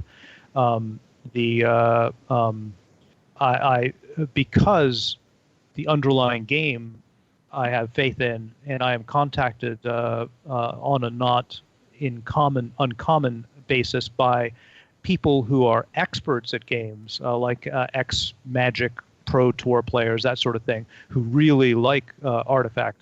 I have this sort of idealistic hope that it'll find its audience eventually, but I also know that there's a lot of games I love that never did succeed, and so that may not be the case. Yeah. What do you think? I'd imagine you working with Valve and working so much with Gabe, I'd imagine it's a really interesting dynamic where you're both learning from each other. Can you think of anything that you really learned from Gabe that you didn't know before, like a big takeaway of like, oh, it's a really smart perspective on this or this? Well, I did not work with Gabe directly much. I mostly worked with the teams, and so I believe I learned some things indirectly through him, because I think his intelligence and the structure he has wanted is there, and is reflective of what he was after. And I was and as far as the team goes, I was very interested at how open they were to critique from all directions, and how they would try things out and be open to alternate solutions and so forth, and how relentlessly focused on the player quality they were. Now, they themselves won't advertise that because they've got a very hands-off relationship with marketing and so forth. I don't believe they believe in marketing themselves, and I believe that actually could have helped a game like Artifact. But people on the outside would be saying, "Oh, they're just trying to grab pennies," or they're making this decision because it's going to make them more money or something like that. I can say that consciously was never part of their dealings with each other. They were always focused on what's going to be the best experience for the players. They may have made mistakes along those lines, but that was where they were coming from, and I think that comes from Gabe. And I was really surprised to see how strongly they followed it. Yeah. Well, it's bizarre now. I know some people from the Artifact team have moved on to work on Dota Underlords, and it's interesting with you loving auto chess. Would you ever think of reconnecting and helping out with Dota Underlords in any way? Would you have any advice for them? Oh, I certainly would connect it. I'm really busy these days with Keyforge and some other things, but in the future, I certainly would be open to it. I think they probably need some more time distant from me and my point of view, because we as I said, emotions, and we invested a lot of energy and in Artifact, and that was all sort of tied together in a lot of stress. But in time that might happen, and certainly I it's like while I really like Artifact and what we were trying to do there is like I love games and love it when new things are done, and boy, the auto chess genre has something new, and I'm really excited by that. Yeah, absolutely. Do you have any thoughts on Magic the Gathering video games, whether or not you'd like to see more of them moving into the future?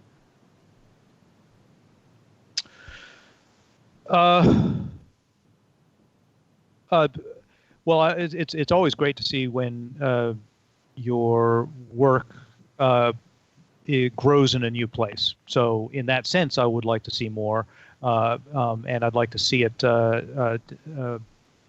grow from the roots that it has, which is this sort of strategic, massively modular game where you can really customize your strategy and personalize it. So I don't feel like there needs to be more, but every time I see another that presses that, I get excited, and it's gratifying. Yeah, absolutely. Well, hey, I've kept you here for a long time, but congratulations on the launch of Half Truth's Kickstarter. I'm looking forward to playing it. I love trivia games. I definitely will give it a try. Anything else you want to say about Half Truth in general?